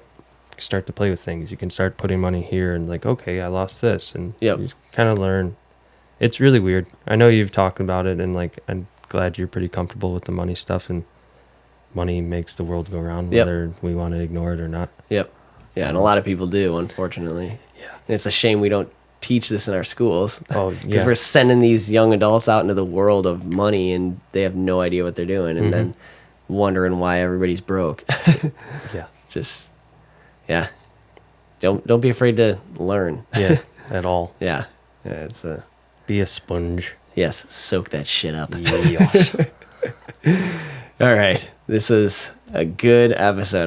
I'm so happy to have you on the podcast. I always love having you on the podcast. I love being here, dude. Yeah. I'll be here till this ends, and hopefully it never ends. Never ends. Hopefully we'll be out in the garage next time and we having a fat, juicy stogue. Stogue. Some bourbon. Yes, exactly. And hopefully on video too. Yeah, that'd be cool. That'd be awesome. I'd love to do that. So hopefully that's next episode, and I can't wait till then. But this episode was awesome, and I'm so grateful to have you. It's so good to hear how good you're doing with your business. And Thank you. again, I can't wait for another update on that, and I hope you reach all your goals. As do you, I think. Thank you. I want to reciprocate that in the best way possible. Okay. I love you, buddy. I love you too. I support this 100%. I think I've always told you that. Yep. If I had a foam finger, or if I was like the little Lightning McQueen. Go Lightning! Yeah. That was terrible. Yeah. Well, thank you so much. Yeah, I dude. really appreciate it. Of course, dude. You're kicking ass. I love seeing all your stuff on social media, so I'm going to continue to support you there. And I'm here for you too, buddy. thank you. Thank you. Listeners, thanks for tuning in. Hopefully you enjoyed that. And rock on, Russell. Pikes. Peace out.